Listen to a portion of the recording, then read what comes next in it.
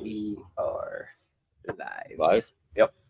Folks, 3, 2, 1, mic check, mic check. Jay Swish tapping in from a Christian Brothers Wood Twig, 93.1 over here. Joined as always by the Heat Daddy. Friday night action. Heat Daddy, we got the Nashville Predators visiting your Carolina Hurricanes at home in Raleigh. Fella, how we doing? It's been a little bit. Are you serious? You can't be serious. Yeah, Swiss, I'm doing great. Just had a couple Irish coffees down at the local pub, right to the chin. I feel great. I feel, you know what? I just want to watch some hockey and maybe go out and comment on a big pair of tits tonight. Ooh, a nice set of jammers. And folks, we did our pregame rituals. As always, went over to Dominic's in North Scottsdale before we hit the couch. A couple Irish coffees right to our goddamn chin.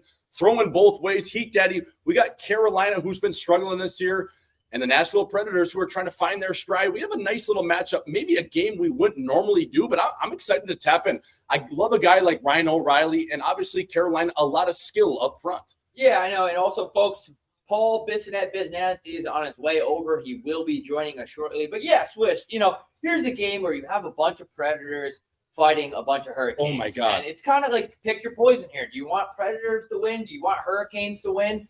It reminds me of a situation where my grandpa used to beat up my grandma. Right.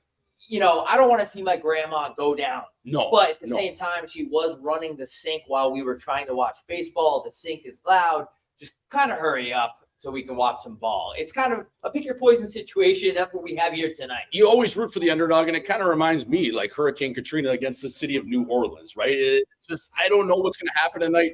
Andrew Burnett giving the people or the guys a good talk here. But, folks, if you're following along right now, we just had puck drop. I believe there's a face-off in the left circle in the Carolina offensive zone. 18-13 if you're following along. Folks, get at us in the chat. As always, our first break for commercial will be around the 12 or 13-minute marker, depending on whistles. But, Heat Daddy, I'm so fired up. We got Biz Nasty joining us later, and just some good old-fashioned fucking hockey. And on a Friday night, too. I mean, they let us get to Friday again. It's really unbelievable. It's really unbelievable what the mainstream media has been doing recently, and they're trying to stop us on Thursday night. They put up a big fight, but we keep getting the Friday. And, listen, this Hurricanes team, they should be better. They had high expectations. They're kind of like, they're not really where they should be at. And as for the Predators, I don't know what the hell's going on with them, Swish, because you know what? Quite frankly, for being Aunt Frank, I don't watch the goddamn team. So. Yeah, Ethan Frank, shout out to him as well. It's mucking it up in the jungle. But, yeah, I mean, I was even looking at Brett Burns right there. He looks like he's rocking a different curve.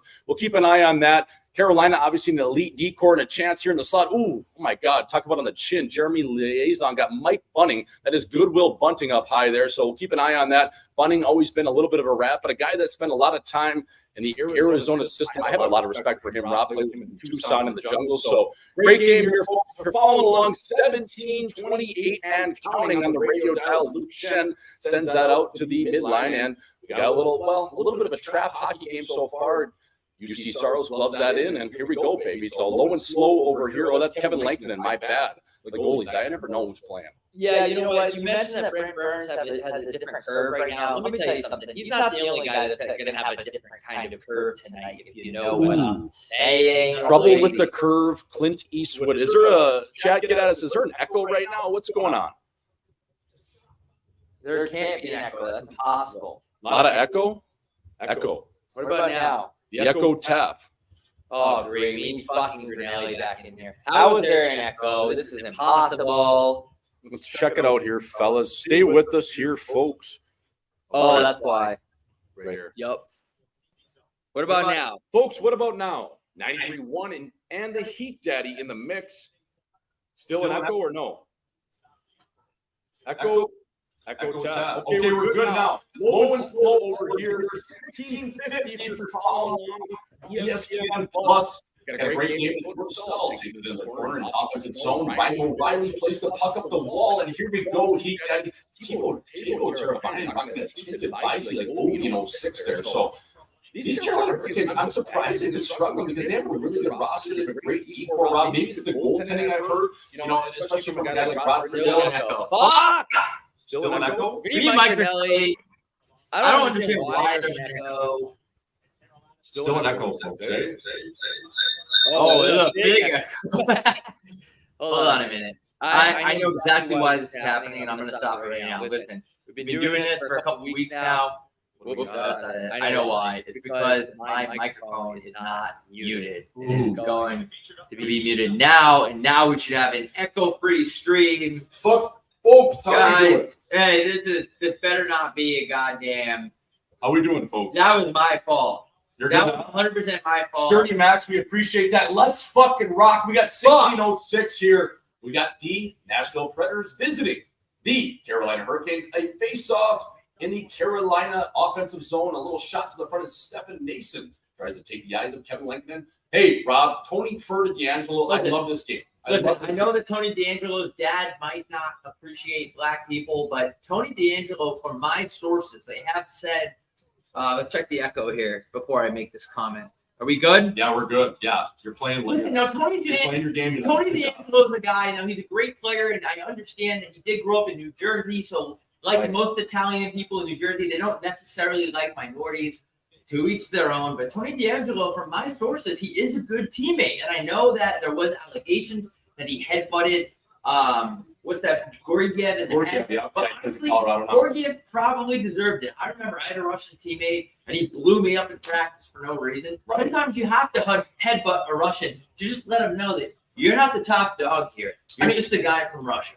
I mean, he's cut from the same practice as a guy like Vince Papale. He's a South Philly guy, Jersey guy. Rob, what do you expect? His wires are going to cross, and if you test his chin, like I always say, he's going to put you back on your fucking heels. It's Tony Ferda. It is Tony Ferda, D'Angelo, and, through all of this bullshit, and listen, that this guy went through the Rangers organization during the height of the pandemic as Nick. Oh! Wow, what a chance and a great save. Who's even playing for that? Kochetkov? Who's playing in net tonight? My Seabass. Tuna fella. My God, that was a nice little move there. Make 9 in the hook. Who was that? On their goalie there. So this Kochetkov in? They got like their 5th straight it's goalie. Cam Ward. Cam Ward. Great play by Cam Ward. Actually came out of retirement for this game. This episode of Hockey Night Scottsdale brought to you by Enterprise. Enterprise, we will pick you up with a car that's filled with Martin Brodor's semen. As a great save again, but bad rebound. Yep. Oh my God. That's a win. I think that went in. That went off the line. Folks, any league, take that to Toronto. I didn't think you need to go there. That was in any league. Who's that? Was Ranta just chirping Brett Pesce? Did you see that? I think he was upset. That went in. Was it in? Did it cross the line? Oh! Yep. That's any league. That's in the net. I don't know if he was chirping his own teammate or if he was chirping a guy there, but yeah. That UC Parsons actually played against this kid in Finland. Actually, a pretty good player, Rob Jaboot. These Finnish guys. Rantanen, Lankinen. That's a goal. I think Ranta there was saying good job because he thought he kept it out. Sturdy match. We got 1440 on the radio dial. We're going to take a look at this goal, but I believe it's going to stick. It's going to be UC Parsons' goal. Great player. Actually played against for TPS Turku in the Finnish league where the sun never comes out and it never sets. So this is his goal. He struggled early. He's a good player. Yes, any league. Goal here, 1440. We're going to line up to the center ice. Goodwill Bunting on the sheet. How's he had as a year, Rob, so far? And Bunting coming over from Toronto. Obviously, he was playing with the top dogs in Toronto with Matthews and Marner, but has he had a decent season? I know he had an okay start. No, he hasn't had the best season. I mean, he's doing, he's contributing as much as you think Michael Bunting would contribute. Right. But like you said, Swish, he does not have the Marner or the Matthews to kind of tow him along there, and they're in the big yacht towing him along in a dinghy boat, and he doesn't have them anymore. So I think that he's not up to par Lindholm like the crowd expected, but short season. We're a little bit, we're a 5th way into the season. I don't know what the fuck I'm talking about, so maybe he'll turn it up. I don't know. You never know. I mean, Goodwill Bunting, he would play on that goal line position in terms of the least power play. He was getting a lot of free cookies. I think he's a solid player. Was he playing a little above his skis? Maybe, but yeah, we'll see if he gets this going. This goal, though, if you go back to holy fucking hacksaw ridge, it just seemed like an absolute mad scramble in front, and somehow that sneaks past the line. And Nashville's got an early lead here. And Raleigh, a tough building traditionally to play in, especially because those people come playoff time. They tailgate that thing like it's an NC State football game. I mean, they're smoking a pig out front. They're rolling the one-hitters. They're drinking probably Pabst Blue Ribbon. Like, they're pretty nails. Yeah, I mean, talk about an area that just has a good, solid group of rednecks here on this team. And all these people. A lot of right-wingers. Yep, a lot of Marlboro being smoked at the intermission. Great save. How good is a dart at intermission? I mean, they probably still at this PNC arena, they probably let you go outside in terms of in intermission. Hey, I'm gonna go roll one up, or I'm gonna go smoke a an 8711 Camel unfiltered, and I'll come back in. No worries there. That's the beauty of the South. Now, although the South did participate in things that were unethical, but the South, they can really get behind a team. They can really get behind a NASCAR driver, and they will basically die by their team. They're not willing. Yeah, they're willing to say something offside, maybe racist. But folks, we're at the first intermission for commercial break here over at Hockey Night Scottsdale, live from the couch, North Scottsdale. Get at us in the chat if you're following along. Ask us anything. Again, where are you tapping in from? Are you drinking tonight? It's a Friday night. It's a little bit different. Normally, we're midweek over here,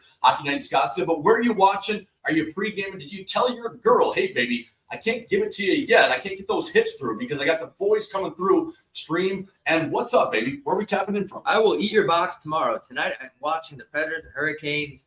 Shout out to everybody in the chat. Like I said, Paul Bissonnette will be joining us in just about 45 minutes here. He is running a little bit late. He's on trial for a triple homicide, so he's just at court right now. And right when he gets done with that, he will be over to the couch, and there'll be, instead of 2 assholes on the couch, there'll be 3. Yeah, he'll be, I think he's just wrapping up. Maybe he's going to be walking in with an ankle bracelet on. We'll see on that court how that, shakes out. But folks, ask us anything in the chat. We're watching a Progressive commercial live from Scottsdale, or Scottsdale it is. A couple Irish coffees deep on this Friday. So, folks, what do you got from us? DJ says, got cuffed up with a girl with an immaculate set for the winter. She wanted to check on the Xmas light scenes in our town tonight, and I told her to get lost. I was hanging with Swish and Gucci. We thank you for joining our chat and turning down your girl that has big tits. You can hang out with her later tonight. It's 2.5 hours of Friday night hockey, and we appreciate you guys being in the chat with us here. What else we got here? The mountains are blue here in West Virginia. Hilarious. They won't let us. They let us get to Friday again. Hey, the mountains, baby, when they're blue, you're tapping in. We actually got a couple Coors lattes we're going to tap into. So, folks, if you're boozing along with us, if you're following along, get at us. Ask us anything. Again, I believe the next little commercial break is around 7 minutes, maybe 7 in the hook. But we're throwing both ways over here, chin tucked, chucking, fucking, and sucking, baby. So keep getting at us and let us know where you're tapping in from, baby. Interesting commentator group. We got Mike Monaco, Ryan Callahan, Blake Bolden, and Dave Jackson. I only know 2 of those names. Who the hell is Blake Bolden? And where? This must be the off-night crew, the B crew. I mean, if we're calling it David Spade, probably Bucci's not taking this one. Callahan, I mean, they probably paid him like an Uber surging charge, 1 time 5, 1 in the hook. So, yeah, Leah Hextall not on the call, Rob? Nope. Leah Hextall, listen, I think Leah Hextall is actually on the lowest of keys. She might be a little hot. Alicia, yeah.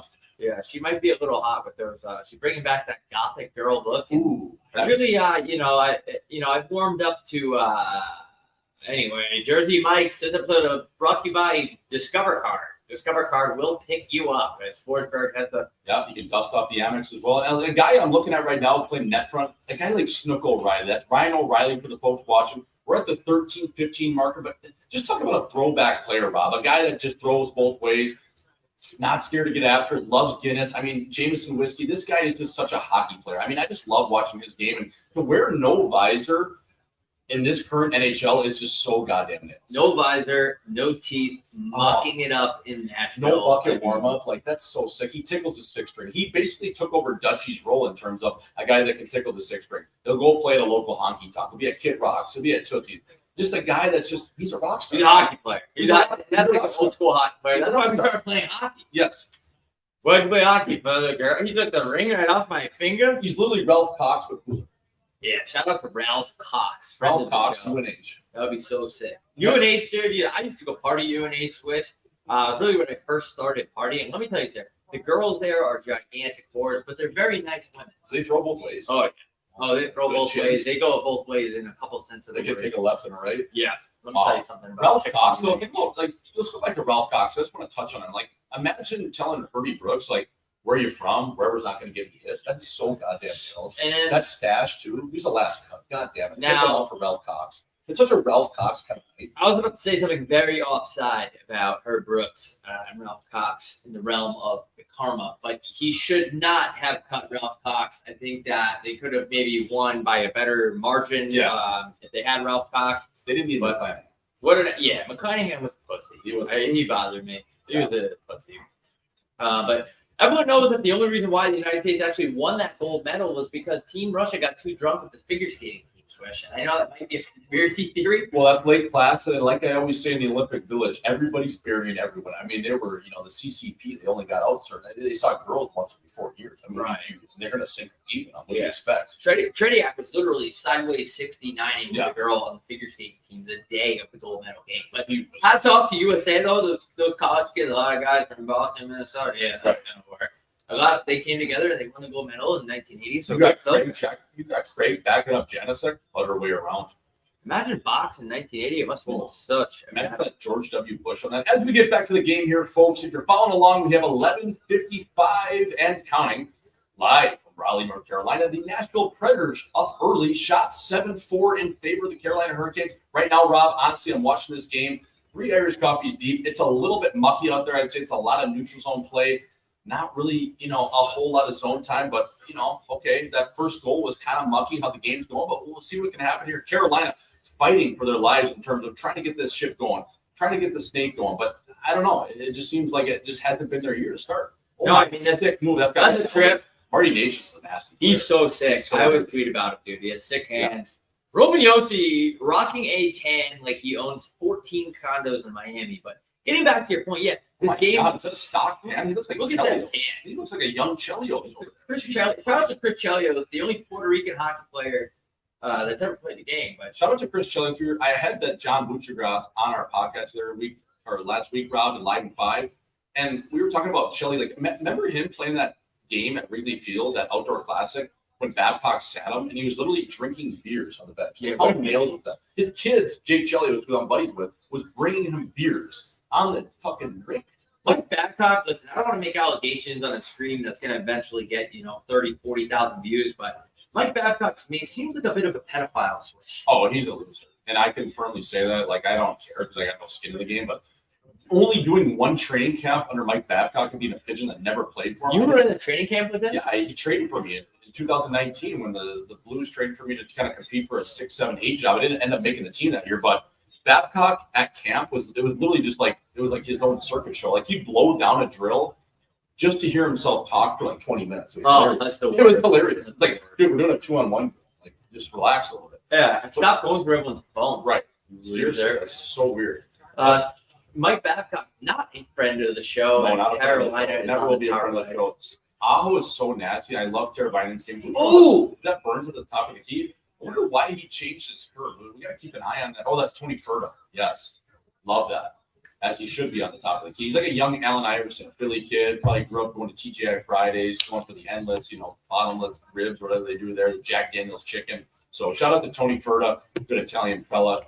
Carolina just put it in the wheelhouse there. This Carolina team, they're going to find their stride. They need a goaltender. Now, whether that's with Freddie Anderson and he can deal with those blood clot issues, because that's just unfortunate, but he is their number one. I don't know if they're going to go out and get someone, but this is a team, when I look at their decor especially, like, come playoff time, they're going to be right there. Yeah, listen, I'm not a fan of the Carolina Hurricanes, but I don't like how they play. They're boring. They muck it up. And speaking of mucking up, this game is a little bit of a muck job. It's kind of like a bar in South Scottsdale. You go there, you're like, this is kind of gross, but the chicks in there, they're down to put something in their mouth. Oh, yeah. Essentially. They have. And that's kind of what this game is like. Yeah, they have triple-digit kills. You know what I mean? They know what they're getting into. You're going to be able to walk out of there, and they have a Cat Williams sponsorship. Shout out to women with triple-digit kills here on Hockey Next. How about that? That is so nice. If you have 100 kills, I'm a part of the Century Club. Me too. I'm guilty. But anyways, folks, back to the game right now. 9:45 to play. Carolina, 20 seconds left and counting on this power play as Marty Natchez massages the pill on the left flank over to Tony DeAngelis. Back to Natchez in the middle. Oh! Jury fella. Tic-tac-toe.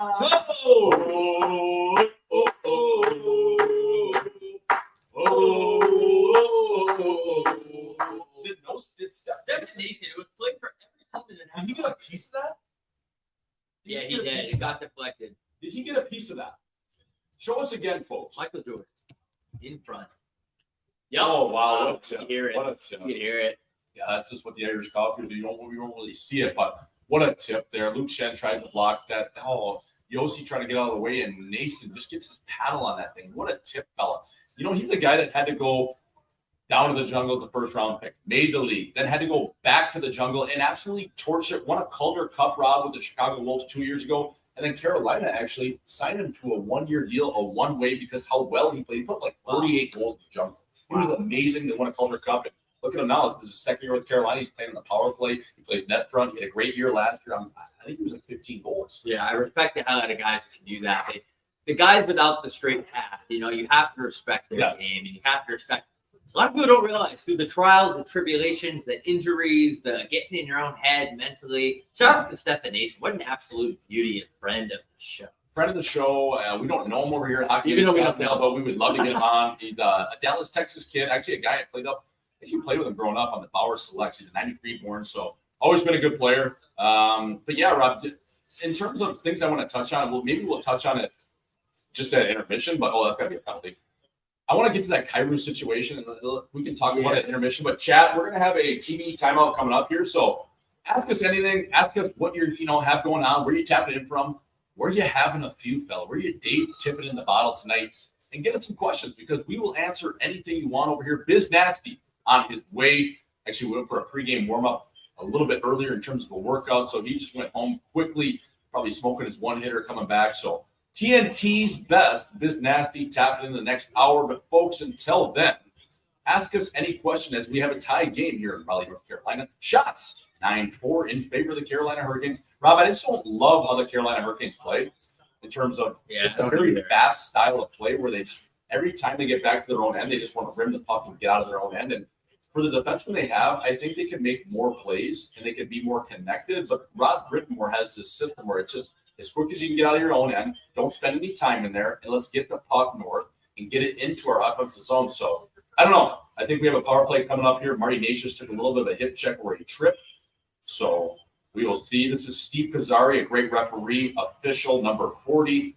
Good dude, throws both ways, not afraid to have a pocket soda. So, yeah, we got a little bit of a trip here. 13. Yeah, that's a trip. Yeah, it's something, right? So, folks, ask us anything. What do you have? What's going on?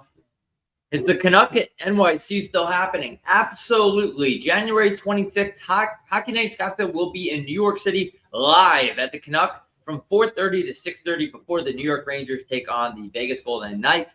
Entry is free, but I will say it will be a packed house. Get there early.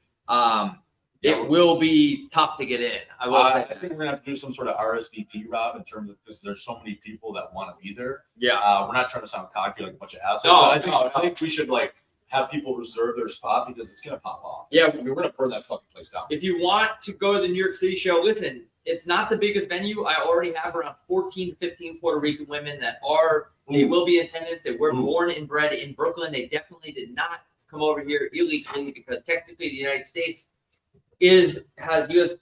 citizenship power. Anyway, swish. Yeah, New York City is happening January 26th. I can't wait to get there, and especially that game too, Rob. I mean, we're going to go watch the Stanley Cup defending champions take on arguably the best team in the National Hockey League right now.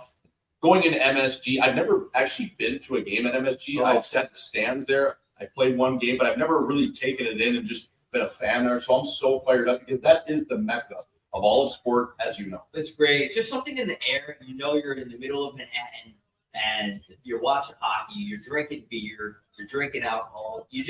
There's something about There's skunks there. There's always skunks wearing leather. Pleather is like they call it. It's like that, that fake leather. Just those pants and just something and heels. It just gets me going. Yeah, something about hot chicks that gets me going. Something about just a nice ass too. Just a nice outhouse built like a cigarette machine. Love a good caboose.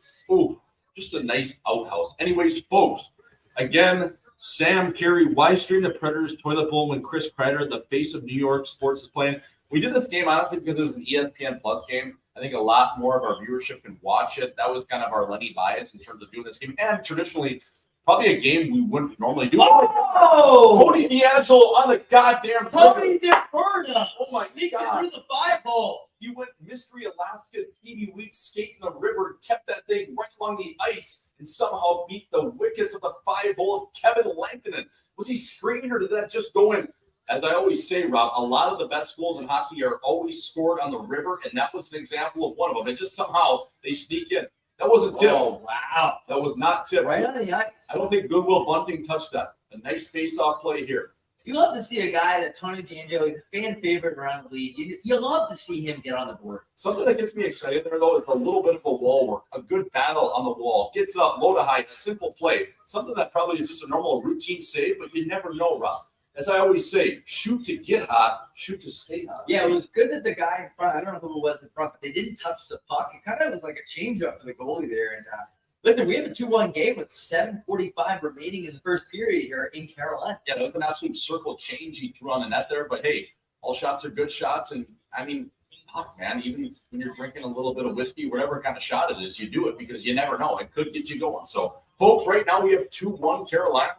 Shots 9-4. Live from Raleigh, North Carolina at PNC Arena, home of NC State and the Carolina Hurricanes. Marty Natius massaging the pill down the wall, gets it low to high, up to Orloff, over to Chatfield. Oh, nice little shot that just misses the left side blocker.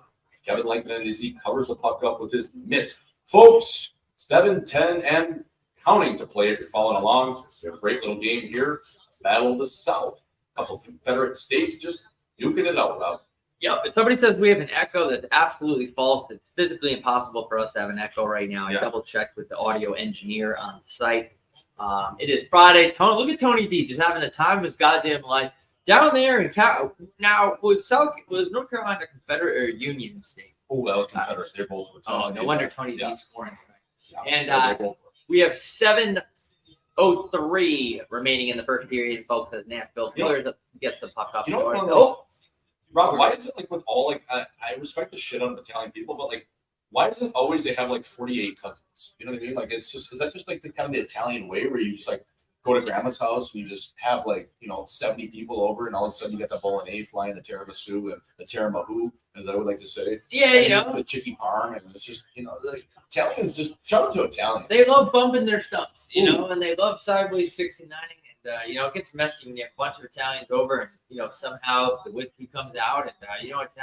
They're not scared to have a few, for sure. Yeah, they're not afraid to bang a couple hookers. Ooh, hook daddies, baby.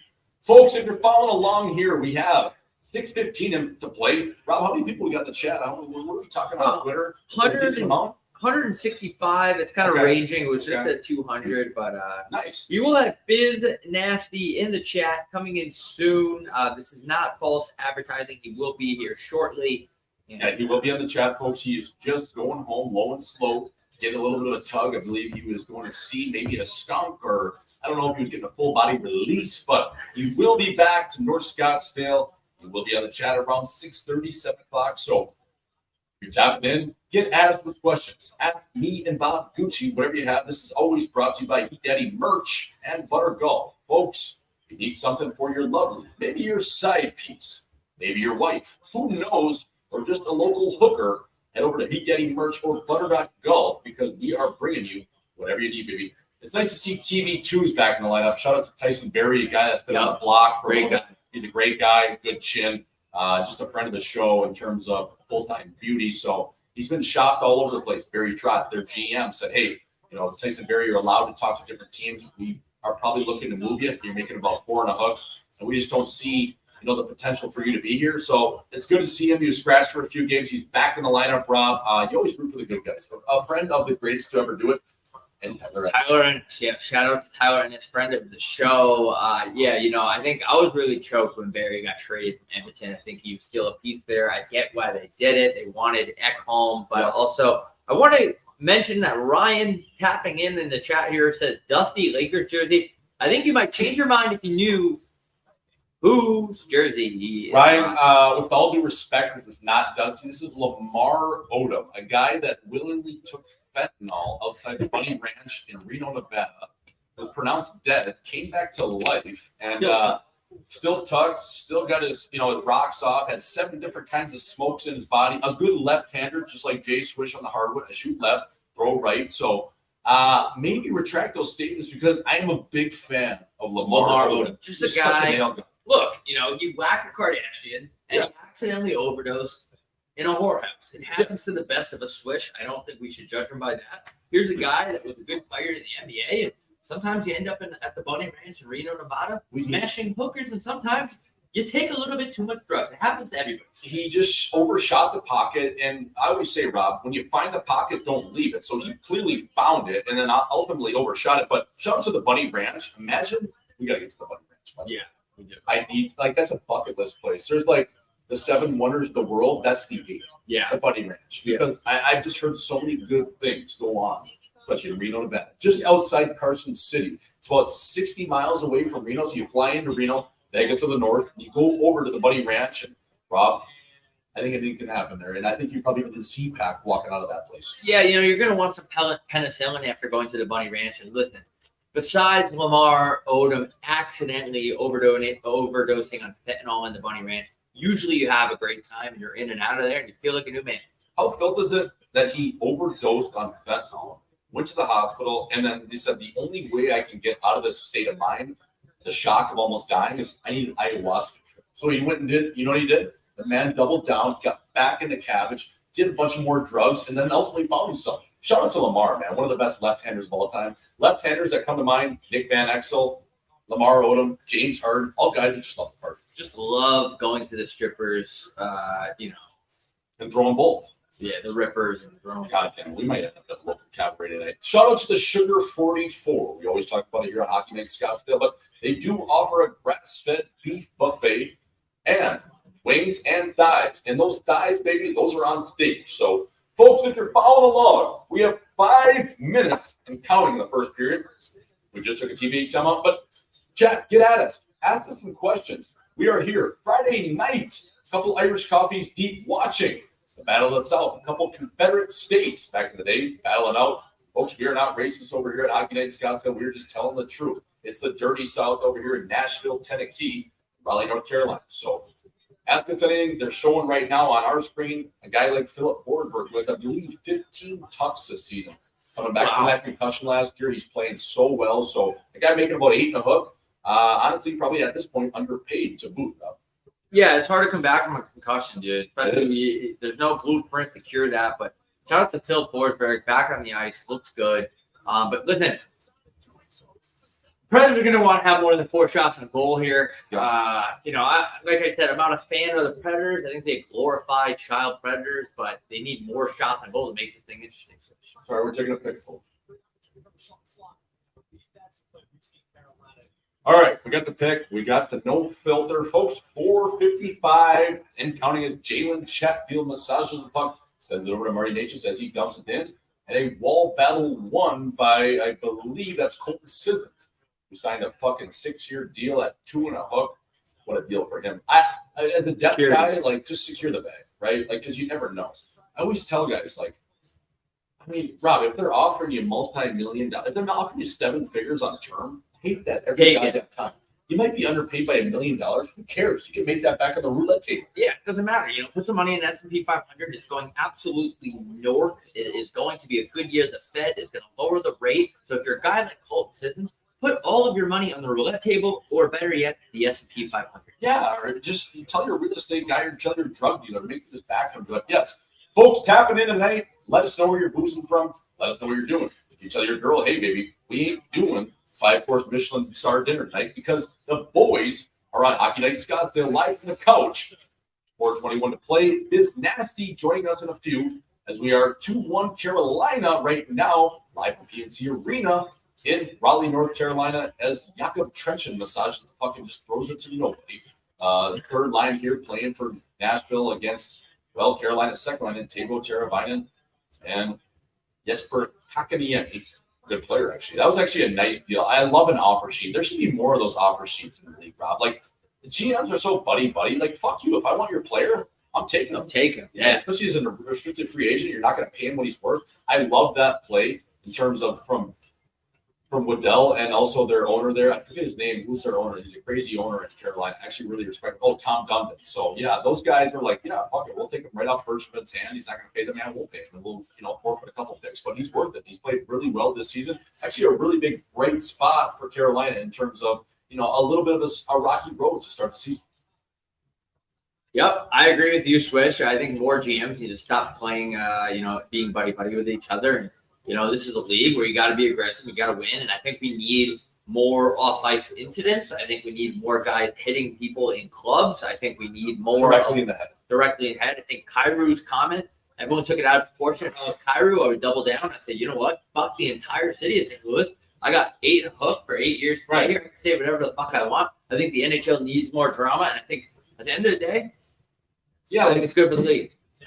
And just touching on that Kairou's stuff, I don't understand.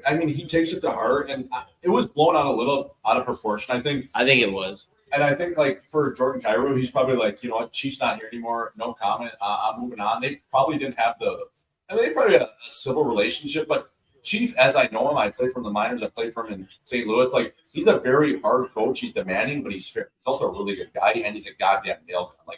He didn't play me how I wanted to, but I respect the shit out of him because he is fair and he is honest. So for a guy like Kyrou, he probably wanted him to play a little harder defensively. Is that mean? No, he just wanted the best for Kyrou. Right.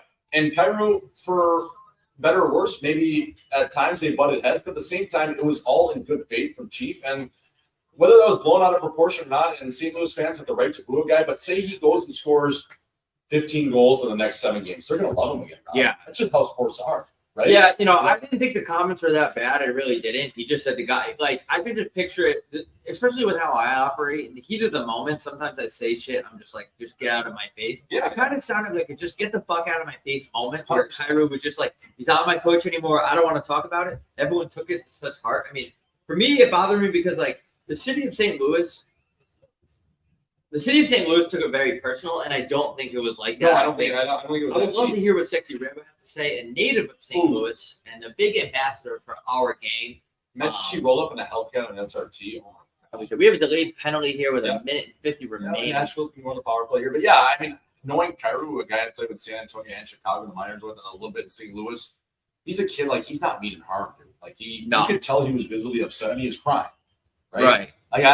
Maybe it's tough because it's pure raw emotion, and he clearly loves the city. And like I said, once he goes out there and he tugs, they say he goes on a heater. He has 7 goals in the next 4 games. The city's going to love him again. So, listen, people have a right to be upset, but I don't think it was coming from a bad place. I think he was more so just let's move on.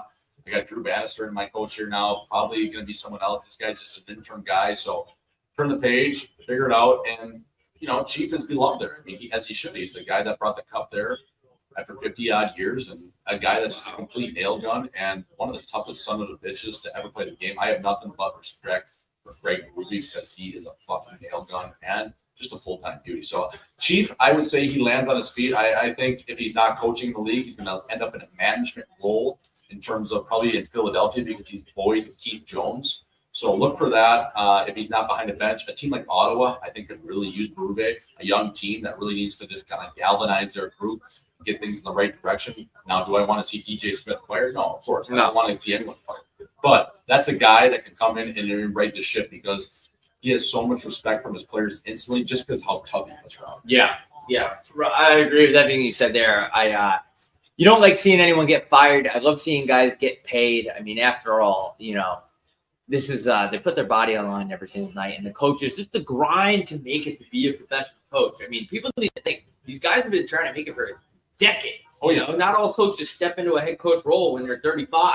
Usually they're 40, they're 50. 40 is actually young, very young. Chief's a guy that played 1,000 games too as a player. I didn't even know that. And it still took him that long. He played 1,000 games as a fighter. Think about how nails that is. I did not even know that. If you look at Craig Berube's stats right now, if you pull it up, his hockey DB, the penalty minutes he has is actually insane. I think he's 3rd or 4th all time in penalty minutes. Just a fucking nail gun that rocked an unbelievable mullet. I've actually called my wig guy before and say, make me a Craig Berube mullet because it was so sick how nails this guy was when he played in Washington, Philly, and wherever he went, Calgary.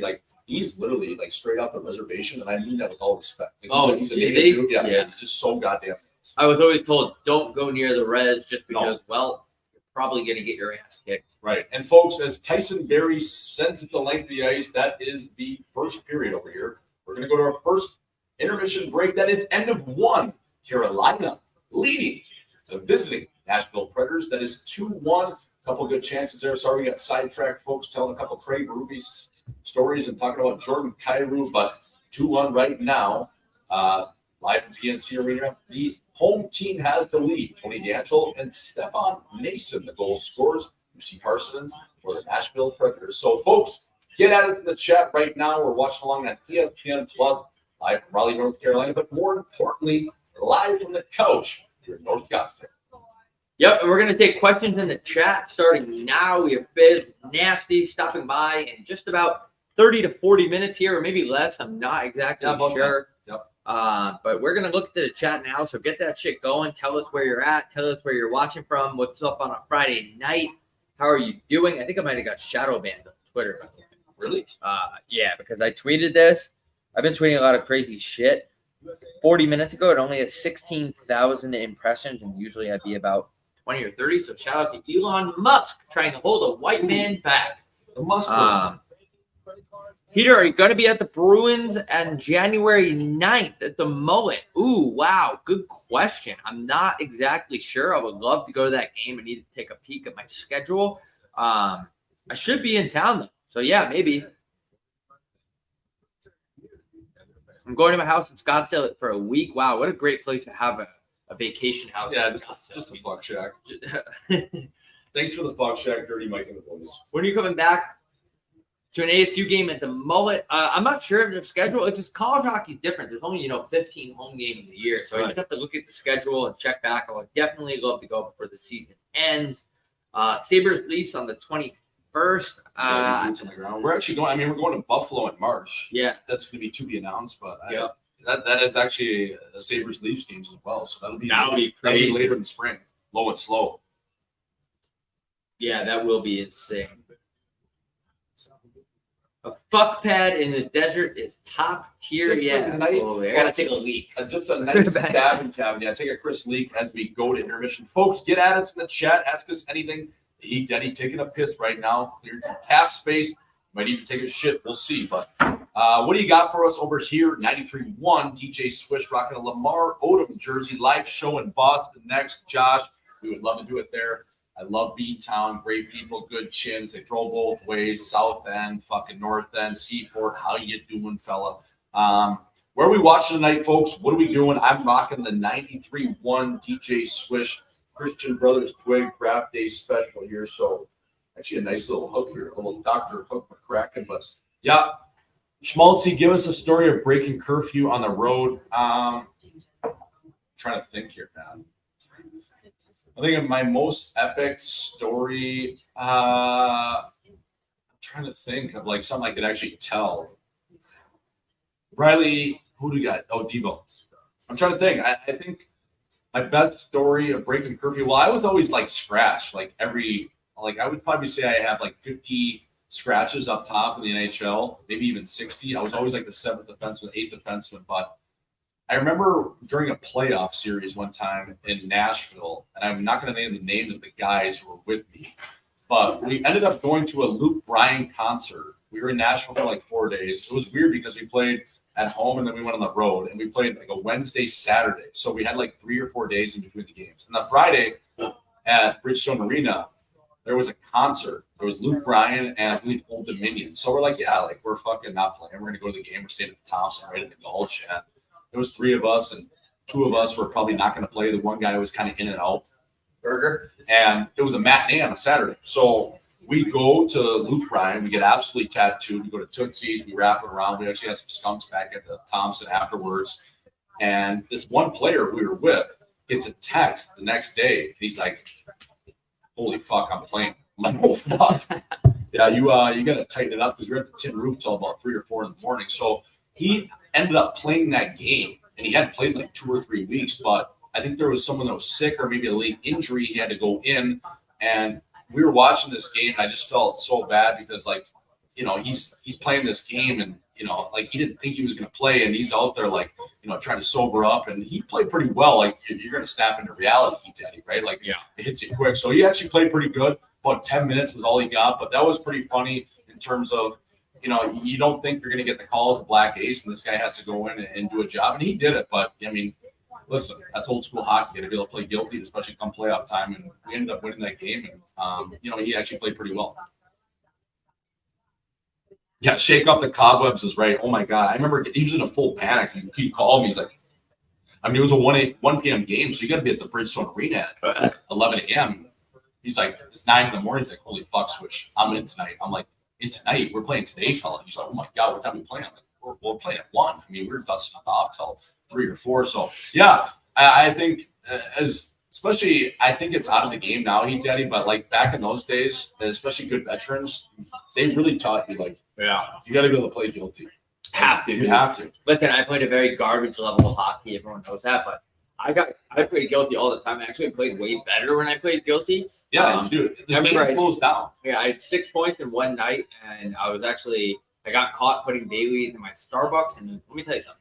It was mostly Bailey's Swish. Ooh, and even though I had 6 points, I got healthy scratch the next game. And the captain of the team actually asked the coach, why is Rob scratched? And he said, quote, and I quote, have you smelled what's in his coffee?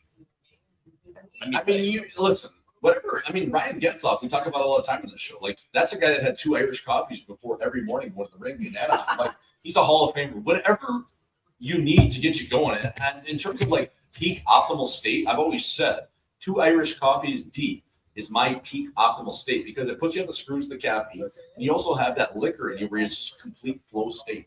Yeah, listen, I was a full-blown alcoholic. What can I say? But whatever helps me perform best, that's what I like. So, it's not like I'm shooting heroin, but even if I was, I'm not hurting anybody. What the fuck's the big deal?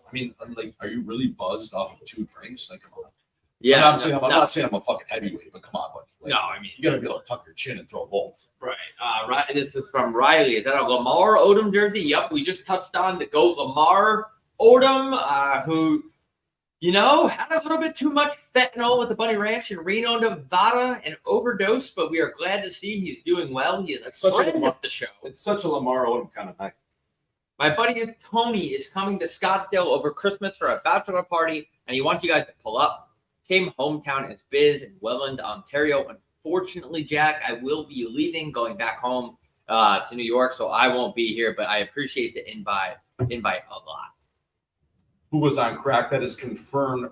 Brian Cranston Schmaltz, Gentle Benz legend fella. I love Gentle Benz. I actually have a hat right now. Is it over there? But Gentle Benz. Shout out to Tucson. Shout out to the good trim in Tucson. Yeah, there's a lot of chicks in Tucson. You never see it, Arizona? They just want it. Talk about low and slow. You're dusting. They got sneaky Pete's. They got all these bars over there. It's like, oh my God, they should have a D1 hockey team because Tucson, Arizona, not only is a little bit greasier than us to the north here in Scottsdale, Rob, they just have nowhere to go, right? Like they're cornered. You got the market just cornered over there in Tucson. My God, so many Andrew Burnett's and a lot of blondes. Yeah, I actually went to Tucson a couple of times. I was never mind, but I went to Dirtbags. I got kicked out for taking my shirt off there twice. And as I said that, somebody just said Robert loves Ocean 44 and no shirts. That's absolutely correct. I love going to restaurants. I can't afford Switch, but guess what? I just put it on credit card. I continue to accumulate that debt, and I'm not worried about it. Throw it on red. Folks, keep asking us questions. We got about 7 minutes remaining here. We have a status check on Biz. I will text Paul Bissonnette, see what he's up to. Low and slow over here. We are going to have Biz on the stream, as you all know from the flyer I've been posting nonstop this week. The Philadelphia Flyer, folks. We have a tour to announce. We will be in Calgary on January 20th at Cowboys from 4:30 to 6:30 before the Battle of Alberta. You need to get your tickets for that, although you can use the code SWISH or Heat Daddy for a free ticket, but you must get tickets for entry. I cannot wait to get up to Calgary. And if you're from Western Canada, I know the good people of Western Canada, they're willing to travel wherever, because it's not like the East Coast where everything's closed, right? They're willing to make that 4-hour drive or 5-hour drive from Saskatoon. Or if you're coming in from Moose Jaw, or maybe you're in Winnipeg, make that trek because we're going to make it worth it for you. Not only are we going to put on a goddamn fucking show, but after the game, We're going to go back to Cowboys. Yep. We're going to be fucking throwing both ways, chins tucked, going table to table, hanging out with you, the people, ripping shots, whatever you want to do. Jägermeister, I know a big people always handing Rob Jägermeister. I'm more of a tequila guy. 87 unleaded. It's a proven upper, but please get to Calgary if you can get there. It's going to be an amazing time. I cannot wait to get up to Cowboys, man. Yeah, it's going to be great. But yeah, it's a week after that. We're in New York City, January 26th at the Canuck. That is going to sell out. It's free, but you got to get there early. They don't have as big as a venue. How many trips did you take to Tucson during your ASU days? I took a couple. Not that many, just once or twice, or maybe 3 times, maybe 10 times. But yeah, as on the hockey team, we would go down there, and one of the guys on my team knew a group of birds down there, so we would go down and we would play Twister at 3 in the morning and have a great time, and then drive back. And yeah, what a great place to visit, not to live. I would not want to live in that hellhole. You guys get a suite for the Battle of Alberta, and they're we're the common folk, dude. We're gonna be right, Sturdy Max. We're gonna be right in the mix of the people. We're actually kind of hopefully. I mean, I don't want to say it out loud, but I'm gonna say it out loud because I just want to be transparent with the people. Like Rob, we're looking to set up what we've been doing in terms of an on-the-glass series with the Phoenix Coyotes in Calgary. I'm speaking it into existence. Yep. We have a couple of hurdles we have to go over, but Thomas hurdles, exactly. And if we could do that, I mean, that would be unbelievable. But yeah, we'll be in full character. I'll probably have a wig on. I'll have my tied-to-go jacket on. Folks, I cannot wait to get up. Something about just Alberta, something about the Saddle Dome. It's so shitty, but it's so Ferta. I love it. Yeah, Sturdy Max says, get you guys in my box at the game. Are you from Calgary? Sturdy Max, fella. That would be unbelievable. Yeah, I'll pop in. I would pop in for sure for one. Have a chili one. That'd be unbelievable. Take a piss. Yeah, why not? It's tough to take a piss at this album. Oh, is it? Yeah, there's not a lot of shitters. All right, that's good. I'm going to need to take a heavy leak. Yeah, I'm going to grab a piece of gum right now to just go with the throat. We have another question. Turkey or ham? Checking in here. I'm going to have to go with turkey. Actually, you know what? I'm going to go with ham. I like ham. I like that Italian Mike's shit. I love Mike's way. The vinaigrette, the red wine. I love when Mike's way. I love when Mike just sits right on my Jersey Mike sub. You ever been to Hong Kong Gentlemen's Club in Tijuana? I actually have never been to Tijuana before. I know people that have. I know it's very dangerous. I know the women are promiscuous as long as you have a wallet to sit on. Is that Gentle Ben's? Gentle Ben's, folks. Christmas Eve cocktail choice. Yeah, the Dome is a shithole, but something about the Dome foam is elite. I agree. And the Dome foam that not only comes in your Budweiser, Rob, but it's just a sniff. You know, you're going to get a little high on your own supply because who knows how long that fucking place has been there. There's probably a little mold. It's just not perfect. It's not up to regulation standards. Okay. But it's just a great feel in the Dome. And I cannot wait. Edmonton in the Dome. I just wish Zach Cassidy was playing. Talk about a good shit. Talk about a guy they need to sign. My God. Someone signed Zach Cassidy just for one game, just to go in there and chuck. Folks, keep getting at us at the chat here. We're going to be going live from Raleigh, North Carolina, but more importantly, live from the couch here in Scottsdale. Is that AJ Molesto? That's AJ Ferga Molesto. Good chin, throws right. Guy rocking the hoop here. Yeah. Smoke. I might text her. I might DM her right now. What are you doing? AJ, what is up with that balayage? I really like it. Are you up? Oh my gosh, she's got curly fries from Arby's. Jesus Christ, AJ, you're looking like a goddamn smoke. AJ Molesto is letting it all hang out on ESPN. That's a great chin. Great chin. All right, back to you guys. They're putting netting around the roof of the building. It's crumbling. I love that. You know, I love a good shithole barn. I played in a lot of them. That stuff doesn't really bother me, man. As long as we're in town and we're having a good night. That's all that matters. We're watching some hockey. It really doesn't matter what kind of barn we're in, Swish. I mean, we're going to put on a clinic either way. I love Bucket Farm. Andrew, you think Logan Cooley isn't going off this season because he's fucking on too many blondes at ASU's campus? Well, just being an insider and having boots on the ground here in Scottsdale, Arizona, I don't know how much whacking he's actually doing because he's living with a guy like Michael Grabner who has a family. Like, it's tough to always found it hard, Rob, to, like, sneak girls into your billet basement's house. You know, like, you're living in a billet, it's hard to get those girls in the sliding glass door. Yeah. It always makes you think about it. If you had your own space, of course, if you had your own Kevin Spacey, you're gonna be whacking them. But if you're living at like a billet house, if you're a former national leaguer, with kids, I don't know how that whole dynamic works. I'm sure he's probably having a lot of car sex, if I'm being honest, right? You're in the back of the Q7 and you're just taking the screws to some girl. You might even have like a water bed back there. You know, you lay the seats down and you kind of just set up camp. But I don't know. I think Cooley, he's got a little bit to do in terms of finding his game. I think he's kind of figuring out what he can do at the NHL level and what he can't do. Right now, to me, when I watch him play, he's obviously going to be a great player. I just think at some times he gets a little bit too one-on-one base where he can move the puck and find your two-on-one. I think it's like a lot of the younger players. They like to play one-on-one versus, hey, boys, if you watch Nick and Kel's play, that's Nick Schmaltz and Clayton Keller, they're always finding that two-on-one. It's a lot of just cross and drop. They're just, you know, they're kind of just like emulating or they're trying to like suck a guy in to make a play. So if Cooley, he will learn that because he's a great player. Yeah. I just think right now it's taking him a little bit of time. Talking about sucking a guy in. Ooh. Welcome to the chat. Braden Burke is actually in the chat under a fake alias. Shout out to Braden Burke. What's his name? Who's in the chat? I'll tell you one more thing. Can you text it on there? No way. You dick fuck who's somehow awake.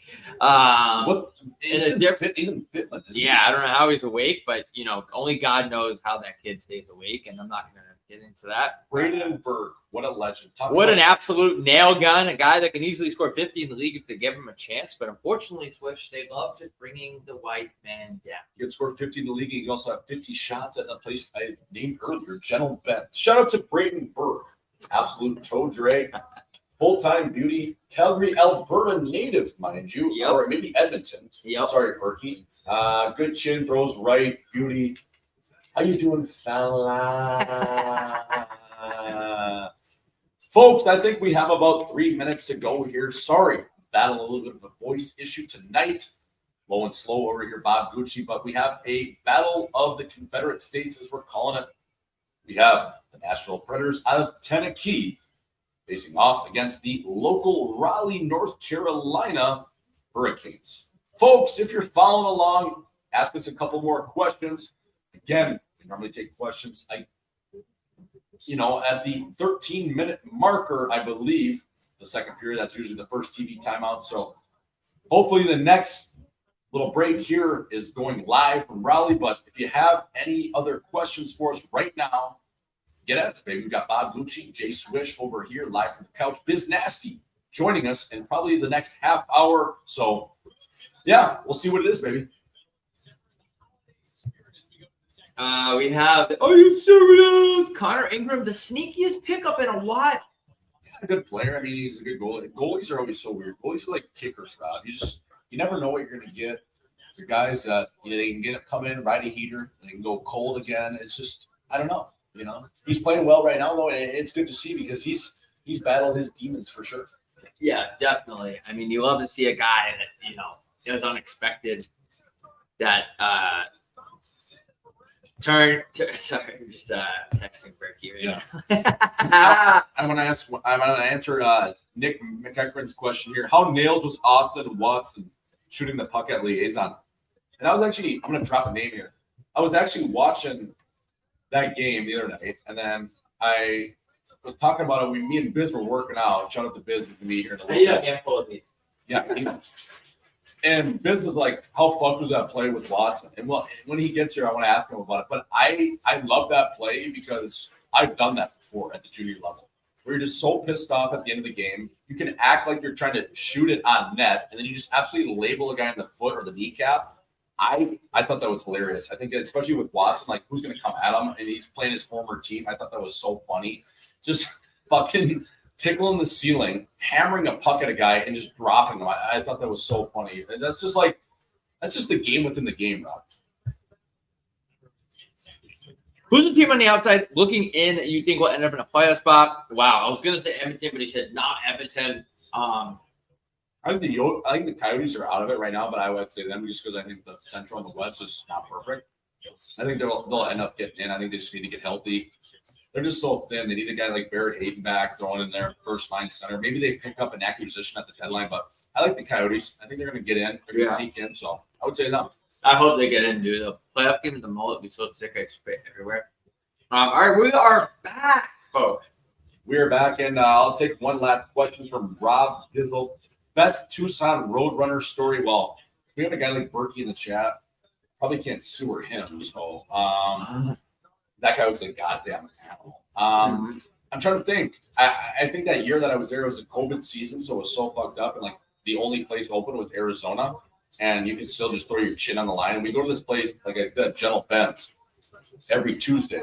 They had pitcher night. It was like $5, all you can muck, and all you can stuff. So they bring in this pitcher of booze. It was like, just your classic pitcher where you can fill up like 64 ounces of like a rum and coke, whatever it is.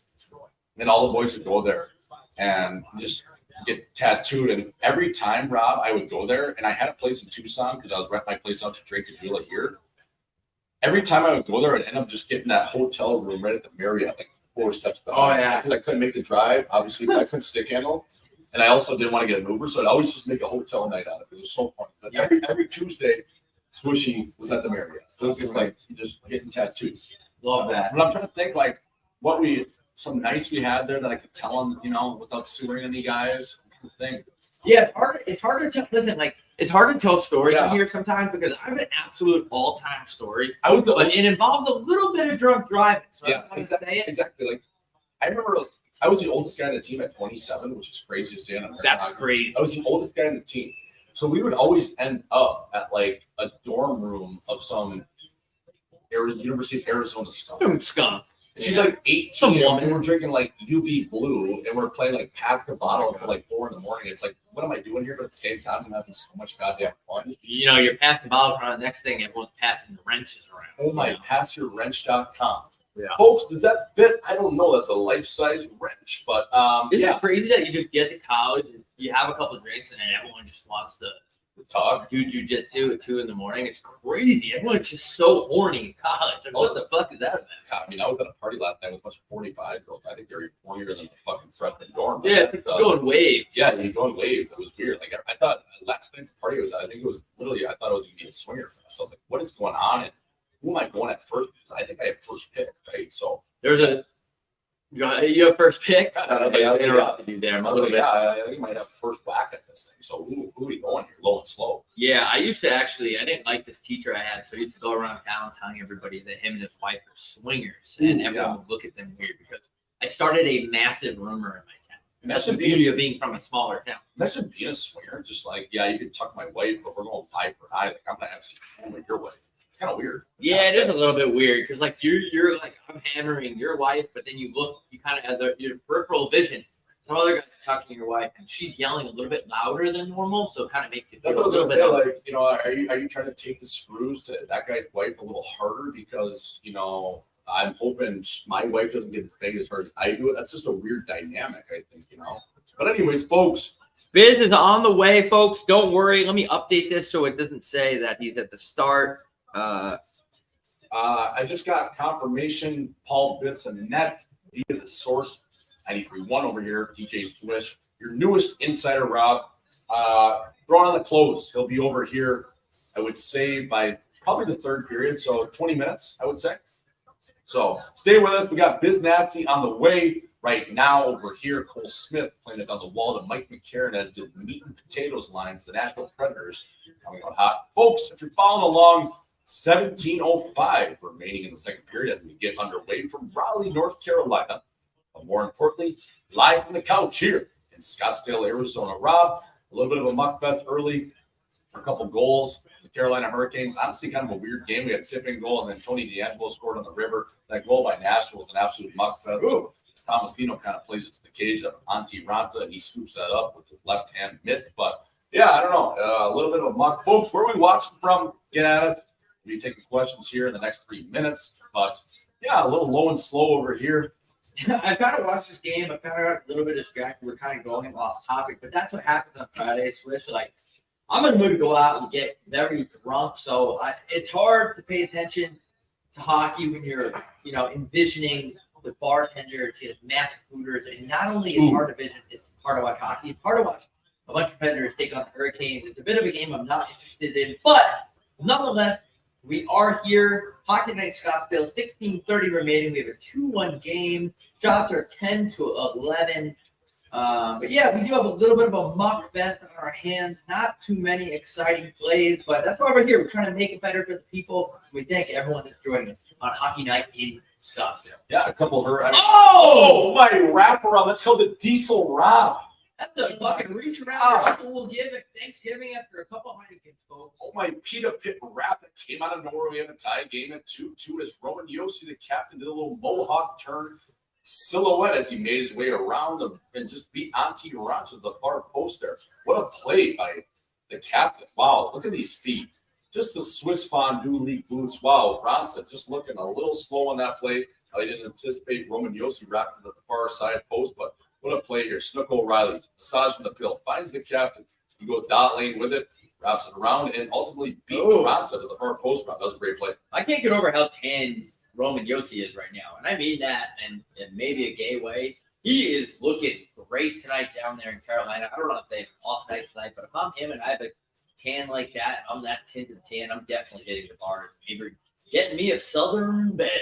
Oh, my God. Yeah, that's a little SPF 50 right there on the chin. If you can't tone it, tan it, folks, I always say throw that Oompa Loompa, shade of orange on if you have a barrel out there. But, hey, right now we have 15:45 as Colton Simpson bring it over the wall and sends it on a play. And we have a stoppage in play. Folks, 2-2 if you're following along. Roman Yossi, 7th of the season, 18 last season, 3rd amongst defensemen for the Elias Sports Bureau and Jay Swish rocking a Lamar Odom jersey.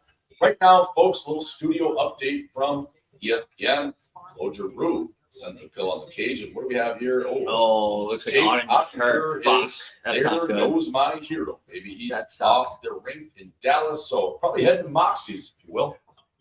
Yeah, and shout out to Lee's from Nova Scotia. We love when people say where they're watching from. Shout out to Nova Scotia checking in. It's a little bit later there on the East Coast. Folks, ask us anything. We have about 3 minutes here until we go to our first commercial break in the second period. Again, if you're following along right now, 15:38 and counting right 2-2 as the game is knotted up by the captain, Roman Yossi, who had 18 tucks last year. That's pretty fucking good. If you ask me, he's always the Norris contention, Rob. He's a great player, but again, Nashville. They're in a weird spot. They're in the Barry Trotz era. David Poyle steps down and says, hey, Trotzy fella, here's the keys to the goddamn city. Here's my 6th string, and here's Dutchie. Buy him out, pack his shit. We're bringing in a new face, Snook O'Reilly. So a lot of different times here in Nashville. Oh, it goes in. Jalen Chatfield. Are you serious? The pride of Detroit. The pride of Detroit. He's from Detroit? Oh, yeah. Guy's got a little tint to him. Yeah, he played a Victory Honda. Jalen Chatfield always rocking a night. That's natural. That's not a perm, folks. That is natural flow from Chatfield. What a great play. What a passing play. Yeah, that was a great play. Chatfield, though, starts the playoff way down on his own end. Almost on the goal line. Martin, pull-up play. Sends it cross plays. Skate to stick right on the back door. Wow, that was a great play. Who passed that? Oh, Goodwill Bunting. We were chirping earlier, of course. Yep, of course. That always happens here in Hockey Night in Scottsdale. That was a great. He does well. That was a great play by Goodwill Bunting. Martin over the line, little stop-up play. Mike Bunting skates a stick, skates a stick, and then sends it over to Jalen Chatfield. He makes no mistake. I believe that was posted in. So here we go, folks. We got 3-2. What was the over on this game? 6 and a hook, probably, as always. Oh, my Stefan Mason. That was a great play. Oh, that's a goal. Oh, my Holy shit! Fuck. Oh, are you serious? You can't be serious. That was, let's break this one down. We thought that was a sick play. Holy fuck. What a passing play. This starts with Stefan Nason with a little drop pass over to Aho. He sends it east-west. Starts with a turnover. Jarvis gets in. Liaison. Oh, good stick by Burns. Drop pass Nason over to Aho. Jarvis back to Aho. Oh, my God. A little 1-2. But, Rob, this is what we talk about. Holy fuck. Talk about finding your 2-on-1. So this play starts, okay, it's 2-on-2. Make that 2-on-1 on top and boom. That's how you play hockey. That's hockey right there, baby. That was so sick. That drop pass by Nason. Aho corrals it. He sends it over to Jarvis. Jarvis right away, right back to Aho. He's cocked because he knows it's coming. That was a great fucking play. That's poetry in motion, folks. That's hockey, baby. Wow. That was sick. I'm horny right now. Yeah, that was unreal. Like I wasn't excited at all about this game. I'll be honest. That just got me so pumped up. Yeah, that was so sick. I was literally I was looking forward to doing the stream, but the game I was like, "Fuck." Yeah, that was so nasty. I'm fired up now. Let's go. Shout out to we have people checking in from Nashville. Fuck yeah, dude. Nashville, Tennessee, right on Broadway. The Gulch is a great spot. Franklin's a great suburb. My personal favorite, Winners and Losers in Midtown. Great bar, good chins, good sets. So, folks, again, we have about a minute here. Ask us anything in the chat. I know people are probably starting to tap in. They're probably going out. They have different plans. But we wanted to bring you Friday night action. We have Biz Nasty coming on in the next half hour. So that'll be great. We'll have him on the couch, chopping it up. And, yeah, ask us anything. We have about, I would say, a minute and a hook until our next TV timeout, little commercial break, 90 seconds over here at ESPN Plus. So get at us, baby. We have a great game. That was sick play there. I'm fired up as Yossi goes down the wall. And wow, just like that, Carolina takes just a stranglehold. Just takes control, just takes a stranglehold like Austin Watts. Anyway, we have a 4-2 game. Wow, 14 shots too. That's it. Yeah, that's it. I mean, not the best save percentage, but no, but those last two, what are you gonna do? You know, it's a backdoor tap. Yeah, nothing. Catherine tapping, and the other one's a one-timer cock pumper. Nick will take him to seal it now. Makes no mistake, and you don't have a chance. But we're at our first commercial break of the second period here, folks. Sorry, my voice is a little raspy tonight. It is what it is. But on the jaw, ask us anything you want, and Heat Daddy, let's take some questions. Shout out to the murder capital of the world, Booze Buzz, checking in, packing hoodies with the over in Dallas. Love it. Over under 5 goals in the Sharks Yotes game, Swish. Man Jose visiting Mullet Arena. Coyotes really struggling lately. Nick Schmaltz with game time decision. I talked to Nicky after his nap. He said his fucking back looked good. It felt good. So he's going tonight. I'm fired up for him. I wish we were boots on the ground, but hey, sometimes work calls, Rob. Over, I would say. I think Nick Schmaltz, when family is in town, he's going to talk. My uncle's in town. My sister's here. So look for Nicky Schmaltz to get going. He's been cold as of late. Tough road trip in terms of losing the last 4 games, 3 being on the road. Clayton Keller, hopefully he can heat up. These boys get her going. So I'm going to go over San Jose, though. That's the team. Is it echoing? Yeah. So take that over. Take the chin. And we'll go from there, baby. How the fuck is it echoing? I don't know. Check. Oh, we're so good. Is it Folks, why the hell do we have an echo here? He come out to Vegas January 18th to see the Rangers. Unfortunately, I can't make it. Hopefully, we are not echoing. Are we still echoing? Are we not echoing? Hold on a minute, folks. We have audio problems. How the hell are we fucking echoing? That makes no sense. We have one mic. Folks. Can we get a sound check, please? Can we get a sound check, folks? We have somebody from Salt Lake City checking in. Salt Lake City, folks. Are you a Mormon or are you just tucking chins? I know they like to do a thing called soaking out there, Rob. You can't tuck them.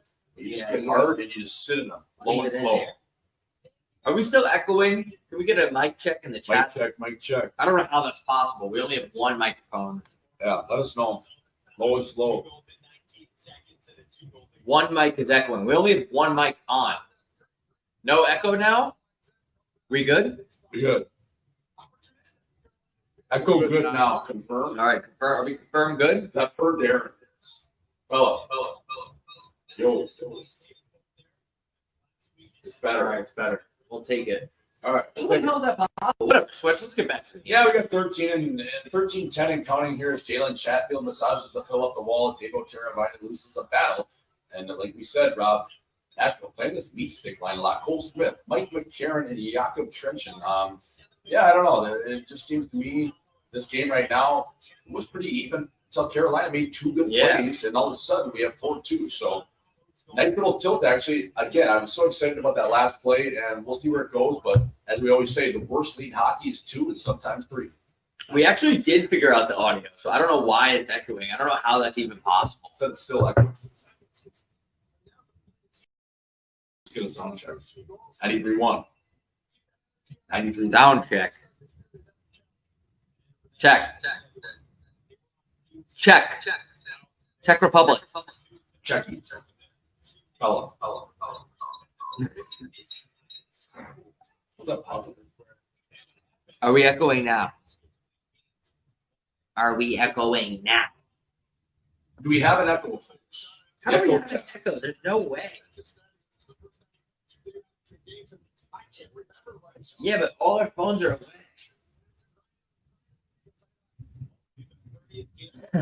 check. Right. That makes no sense.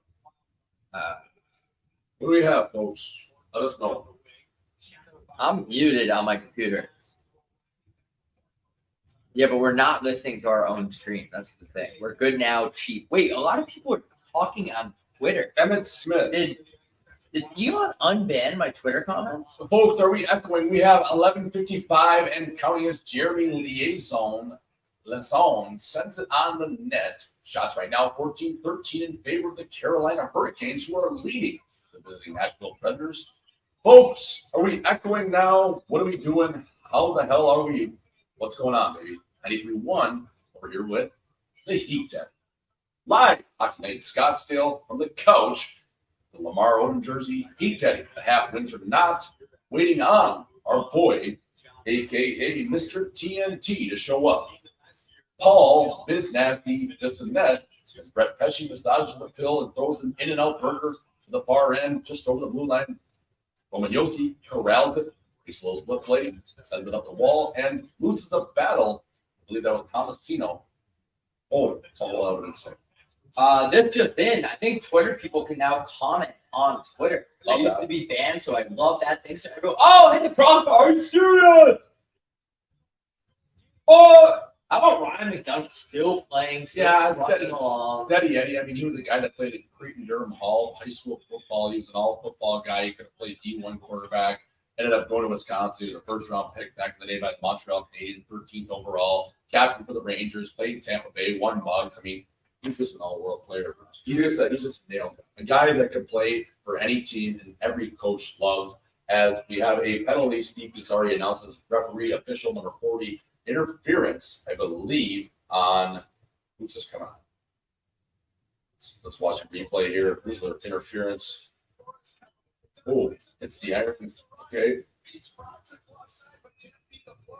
What a hell of a shot there. Megan is playing aggressive. You love to see it. Oh, my God. Yeah, Jarvis. Yeah. Honestly, that's Jarvis's paint, is it not? Yeah, I mean, I think that's interference just because he's going harder than that.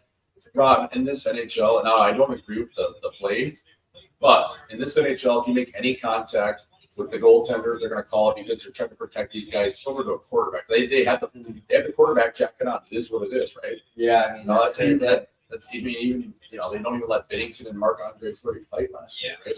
They protect these guys. Who do you think would have won that fight? Binnington. I do, and not just because he's my buddy, but I think he would. Marc-Andre is a little smaller, but he's too nice. I don't know. I mean, but at the same time, you show up to a fight, you never know. You never know. So who am I to say?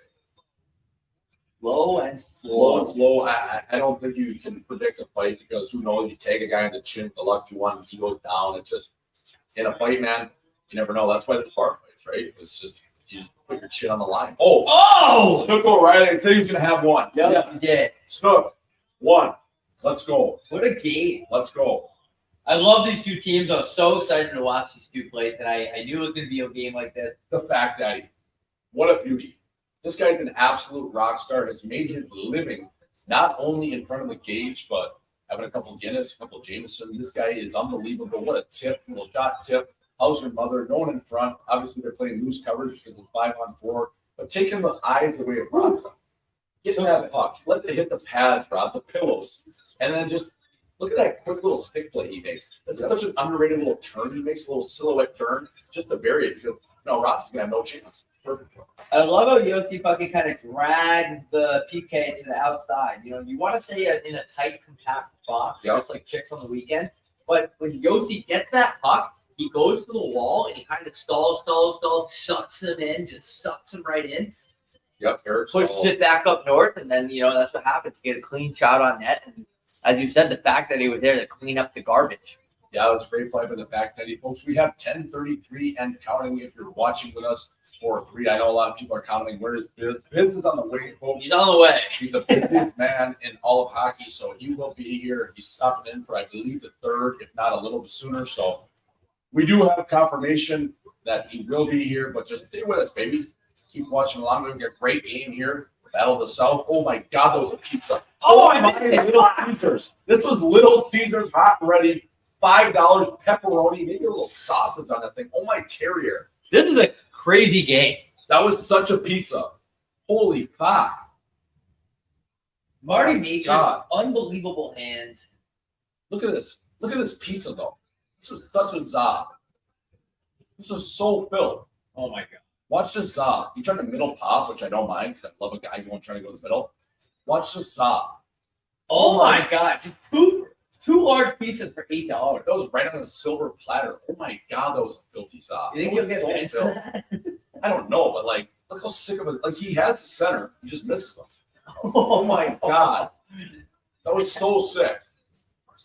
High risk, high reward. I love it. I mean, Parsons wasn't expecting it, but, like, what a zob. That was full fill. 3 in the morning. That was all time. God damn it. That's Domino's hot and ready. That might be, that's not even delivery. That's DiGiorno. That's a take and bake, fella. Oh, my God. That was filled. That was such a zob. What is going on with this game? TV2s. Oh, Tyson Berry won. I love that he lost the $4,500 bucket still, too. Tyson Berry, folks. This game is electric. This game is fucked. What the fuck is going on? How did Tyson Berry just get a breakaway? What happened? That's a trip. Jarvis goes down. No call. Nice ball play. Knocked it down. Chatfield, yeah, Oh my God. over commits. Oh my God, that was a sick shot. It was like a muffin, too, like a little changeup. What a play by who's 36? Look at TV2s. Knocks it down, sends it to the middle. How sick is it, though, that Tyson Berry, his nickname, and it's self-proclaimed, similar to Swish, he goes by TV2s. TV12. Yeah. He goes by TV2s. That's so nailed. So nailed. And then just that short side, just that little window. Yeah, like, that was similar to TV12. Tucks it in a tight window. that was sick. That was that driving up the in and out burger window, just get yourself a triple, and somehow they sneak it past you. Wow, what a shot. That was like a little muffin stick side. That was unbelievable. Chat, who wears number 36 for Nashville? You know? Yeah, Cole Smith. That was such a sick play. He knocked the pass in the midair and just knows that, or maybe he guessed. Tyson Berry's coming up the middle and just sends it to the middle. And Yeah, he played in North Dakota. He's actually got a good chin, just an absolute freak. did he? Yeah. Shout out to North Dakota. Love to go back. What a spot, though. Just up at this past weekend. Still battling the force flu. What a spot. Are you? Oh, yeah. You have a couple? Yeah, I mean, I actually, make my TV debut there. I was like, all right, I'm gonna just chill on Friday night. Probably only have like 4 or 5. Oh my God. Oh my God. And then Saturday, we ended up doing karaoke and Uber until about 5 a.m. I think we did about 10 hot laps around the city of Grand Forks. It was insane. I mean, a hot lap takes 10 minutes, right? That city's so small. Yeah, it was hilarious. The pace of this game is actually incredible. Yeah, I mean, Carolina was going to take warning that there might be a fucking hurricane coming in. Yeah, this is crazy. This is amped up. They're all goofed up on Mountain Dew Friday night, Raleigh. I mean, they're drinking whiskey down there, probably moonshine. I wonder what this theme is like in Raleigh. I've only been out there once. It's South though, for sure. Yeah. It's Southern. Yeah. It's not like Southern Charm, that show, like, kind of like that. So how would you compare it to like North Scottsdale, where it's like motorcycle guys, boots and hats? Is it kind of like that a little bit? No, it's like No? your guys wearing like Sperry's and like that. Oh, like the frat boy, Yeah, like boy. flannels. They have those things on their glasses where they they connect in the back. Oh, okay. Yeah. So guys that are separate. Okay. But then there'll be a guy like driving a pickup, like that he might just like live in his pickup, like on a piece of dirt. Or but he has like sneaky money too. Yeah. He doesn't care. All right, Or like a guy that like is like got like hills have eyes, He lives a little out of the cities, just a redneck, he eats like mud for dinner. Okay. Yeah. Yeah, I was wondering what are the Carolinas like? I've only driven through them. Carolina, yeah, and I would say like the further you go into the Carolinas, like South Carolina, when we did our golf trip this year in Charleston, like that was like I felt out of place. I feel like you can throw with most people. Yeah, it's in the boonies. Yeah, like my fight strap and my chin was tucked the whole time because I was out of my element, right? Like I just couldn't do it. Like I was wearing Jordans and these guys were looking at me wearing Sperry's and salmon colored shorts. Like you're a fucking loser. I'm like, no, you're a fucking loser. Yeah, that's like I don't like that. Yeah, the quarter zip guys that right. That 2 weeks ago, yeah, 2 weeks ago. Like folks, we are at a commercial break right now. We have about 6 minutes, maybe 7 minutes in the second period. A great game here. A lot of goals, a lot of scoring, a lot of tucking, a lot of fucking, and maybe a little sucking. But where are we watching from? Get at us in the chat. Where are you at, baby? Ask us anything. Again, Paul Bissonnette from TNT stopping by in the next half hour. He will be here, confirmed, for the third period. But what are we doing tonight, baby? Ask us anything. My voice, not perfect, but I'm battling for you, the people. And yeah, ask us anything. And we have Tyler checking in from his mom's basement. You have to respect that. Love that. My dad's balls. Perfect. Devo in here thinks for sandbagging that Biz isn't going to show up, but I promise you Biz will be on this couch. We have his location. We have it displayed on the Apple TV on the wall, and we are watching him. He is currently in Paradise Valley, Arizona. He is making his way up here. Yeah, Biz will be here. They'll be here, boys. Thoughts on the Oilers out shooting Tampa Bay 58-22 and still getting smoked? Well, Rob, I don't think they got smoked. I don't think it's just that. The shots, sometimes you have a tough night, but at the end of the day, I hate to sound like a fucking Pardo and douchebag, but like it just matters what the score is. Yeah. Like it just sometimes you get buzzed, sometimes you buzz, and if you walk away and you steal one or if you get fucked, it's tough. It's not perfect out there. Swish and Gooch, no particular order. Top 3 attendees at the moment. Top 3 attendees for me, I would say right now. Who do I like? If I'm Team Canada, I'm not Aiden Hill. I'm not Aiden Hill. I'm looking at Jordan Binnington. Team USA, I really like a guy like Jake Ottinger, like John Gibson. The European circuit, I'm not as good with. I do like the Russians, especially in particular. Who's the goalie for Sturkin, as well as who's the guy in the islands? Sorokin. Those two guys are butter for them. Swiss or Finnish guys, I like Husso, Detroit. I'm trying to think in terms of Swedish guys, Swedish tenders. Who we got? Well, obviously Swayman is great for USA. And then who's the other netminder there in Boston? What's the name? Omar. I like him for Swedish. Obviously, he's a good Swede. Tenders, man. Like I know the league. I just don't know who is well. That's a weird position. Shesterkin's like shitting the bed, I guess. I haven't watched too much with the Rangers, really? but yeah, I think he's having like a down year. Jonathan Quick has been great though. Yeah, which is crazy. Yeah, Quick's been good. Honestly, the Rangers, like I don't watch a ton of their games. So I'm excited to get to the game there for the Canucks. Yeah, definitely. All right, folks, 6:40 remaining. We have Grapes, by the way, great name there. Don Cherry Grapes, a.k.a. the Cherries. Marty Turco. Shout out to Marty Turco. He actually invented his own pad. So all these goalies, if you look at they have this break in between the pad of where the knee and the kind of the calf hits, Rob. Turco invented this Turco break that all these guys wear. It used to be a one-piece set.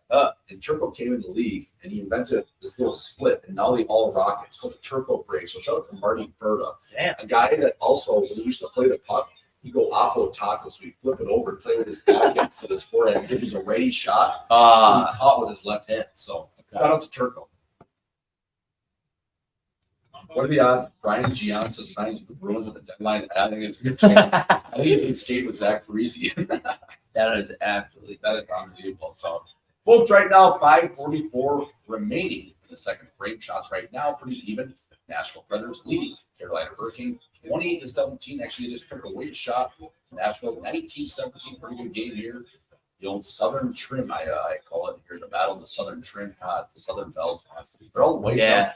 The thing is, the Southern Trim, Rob, from my experience, they're all wiped up at 23, but then they're divorced again at 29. Do the Southern chicks do a little bit of cheating? Yeah, they do, but they always get divorced earlier than normal, so they don't wait till 40. They get it done at 29, and they still look pretty good. So you always have a chance. That's a great business model. It is. Get married early, have a couple kids, get done with that phase of your life, and by the time when you get divorced, your catcher's mitt can still get wet. Oh man, yeah. I mean, you gotta like a good country twist too. Oh, low and slow, low and slow with a nice mid. A couple guys talking about pussy on a Friday night here. Yeah, I mean, I cannot wait to get to the bar. Folks, again, ask us a couple of questions. We have a little bit of a commercial break right now.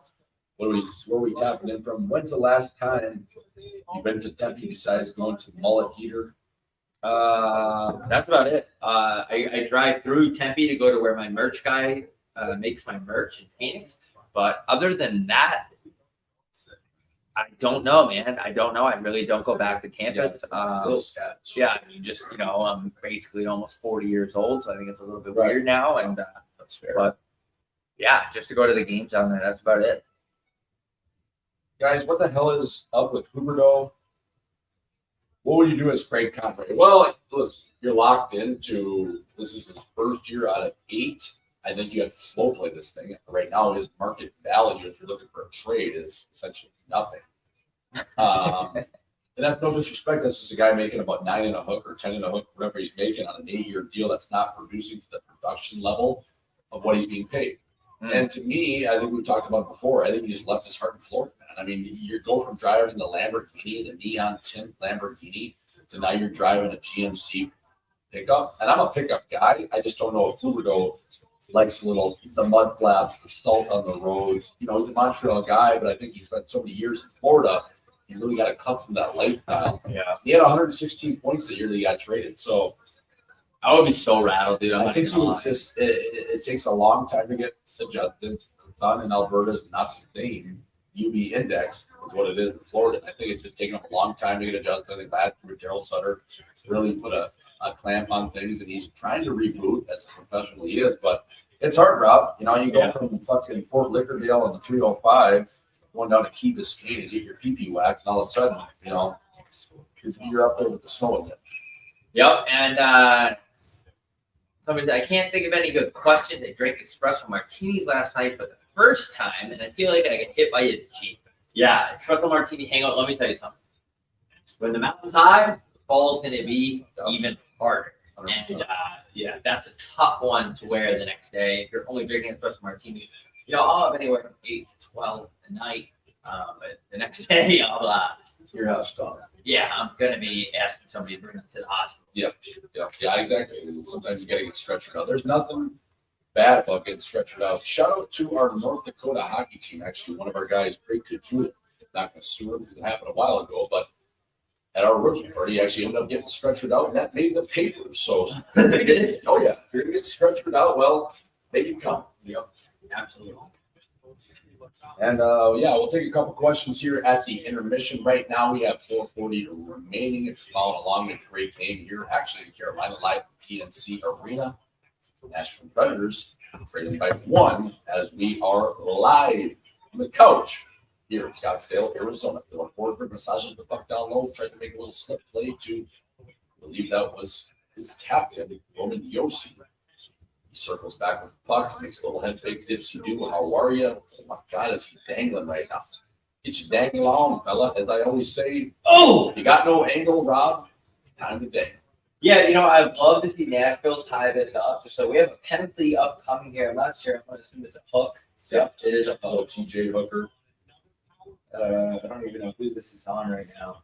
Cody Glass. Talk about a guy that's pretty nasty, but for some reason you never really hear about him. I don't know how he's doing this year, but I think Vegas had his rights. I think Vegas. Yeah. He was a guy that actually played against the Jungle. He scored up, right? He was a high pick. I think he was 7th or 8th overall, maybe even 5th. He did well with the Henderson system. Yeah.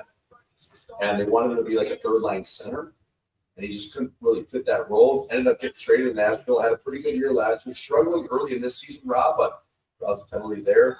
And again, Jordan Stahl, the captain, going to the box in Nashville with 4 minutes, 4 and a hook to play here. Has a chance to tie this game. And their power play this season is clicking over 20%. So they got a good look here. Yep. They asked me if I golf. Not really. I actually broke all of my golf clubs over my knee the last time I went out. I threw half of them in the lake. So I have no golf clubs right now. I just go for the social aspect of it. Yeah. But do I really dial in golf? No, not really. I will go. Swift, need you at Joe Black. Ooh, Joe Black's folks. I was up at UND last weekend. Honestly, as a 30-year-old veteran and a guy that's had about 12,000 beers in my day, I just could not go in there, but I should have went in. I was up there, Rob, with you, obviously, with the live show in October. So I'm sure I'll get back at least one time this season. I'm not probably on the other side of 24, but fella, Michael, I will be at Black's. You can count me in. I'll have my Forbes hat on, chin tuck, vice strap on, looking for a 22-year-old blondie from probably Roseau, Minnesota. I really want to go back there, really bad. Give me Radford. What's Jimmy Ratlegs doing? Too many men on the ice here, so I think that's going to negate the power play. Negate. Oh, no, wait. Yep. Steve Kazari. Yeah, going back to your own regular bar assistant and metric feeling. Yeah, I actually didn't have that feeling. A lot of people don't know this, but I didn't really drink until I left home. So I really, I don't get that feeling. I get that drinking in my own town feeling though, because I didn't really do it too much. Yeah. So when I go back and I floor it, people are just kind of like, "Holy fuck, like, that guy can really tip him back," and I take pride in that. And I'm not afraid to say it. You were a guy that really just kind of steady, then just fucking took off that graph. Yeah, as soon as I hit Arizona State, just kind of just the drug usage, the booze, it just went kind of straight up. And I'm still up there somewhere around, maybe down here. Up there somewhere. I'm up there. I'm up in this area. Right. Which is, it is what it is. A decade later, you're still here. I'm still here. Oh my God. A juicy Pat. It was juicy. Is anyone in the chat watching this game with us? Just want to let you know, T, I'm from New York. Is anybody in the chat following along with us? We have 2 minutes and 40 seconds remaining in the second. Last, I was here. Oh, wow, nice little play there. He was dancing on my own. Robin, shout out to Robin. Oh my TV2s, I was filth. Folks, where are we watching from? Where are we tapping in from? We have 2:25 to play. My voice is absolutely grinding. I got a period left in me. Low and slow, Rob. You might have to carry the play over here, but I'm doing my best, baby. We're staying with it. We're staying in the fight. Yeah, that's the part of your situation is that you comment on the game more than me. I mostly just chime in. So your voice goes early, but I'll be happy to take over as Nate just sends the puck down to the corner to the Discover card. Discover card, 5% cash back. It's Chris Jerry's nephew. Tangles up with O'Reilly and passes the puck over to the middle, and I don't even know who the fuck wears 14 on Nashville. It's just Nyquist. Send the puck down to number 3. I really have no idea who is even on this roster. Look at a puck deep. We're gonna have a. I feel like Gus Nyquist always just plays on random teams. He's on the Wild for a bit. He's on Detroit. He's on Columbus. I don't know if he's 29 or 39. Yeah, Gus Nyquist somewhere in between. He's an 88 born, played at the University of Maine at Tebow Terabyte. Brings the puck to the ice. Tahoe massages it nicely. Carolina on the power play for a little bit here. 29 seconds. Colton's business kind of just rag fucking it and sends it down, and Tony D'Angelo picks up the puck behind his own cage. Folks, you're following along. The voice is not perfect, and I'm batting for you. 1:12 to play here in the second frame. Probably going to have to make a little bit of a T here with the intermission, get it dialed in, but we're okay. We're staying with it. Again, we're in the fight. Yep, we're dialed in as the power play expires. We have full strength with a minute left. And right now, I think Tony D'Angelo, fan favorite, has the puck, sends it up to Teravainen, who casually dumps it in the corner. It's a great dump right now. Dump it in, go find it. Oh! And they're really finding that one team coming down the middle. It's soft spot in Nashville's coverage in terms of, there's been a lot of action. Yeah. No ice. And they're looking for it every time. They're going out wide. They're kind of going behind the net there, and they're tossing it out to the slide. Usually it's been open. Yeah, they had that pizza by Carrier and a couple actually other good chances. So look for that little soft spot in front of Nashville's cage. I mean, around that net, they're really they're penetrating the middle.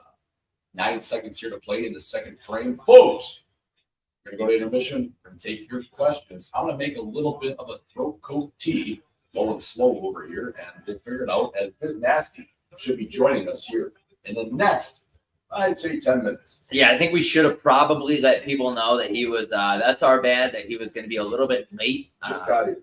Oh, he's here. All right, folks. Biz Nasty is about to be in the building. Let the questions fly.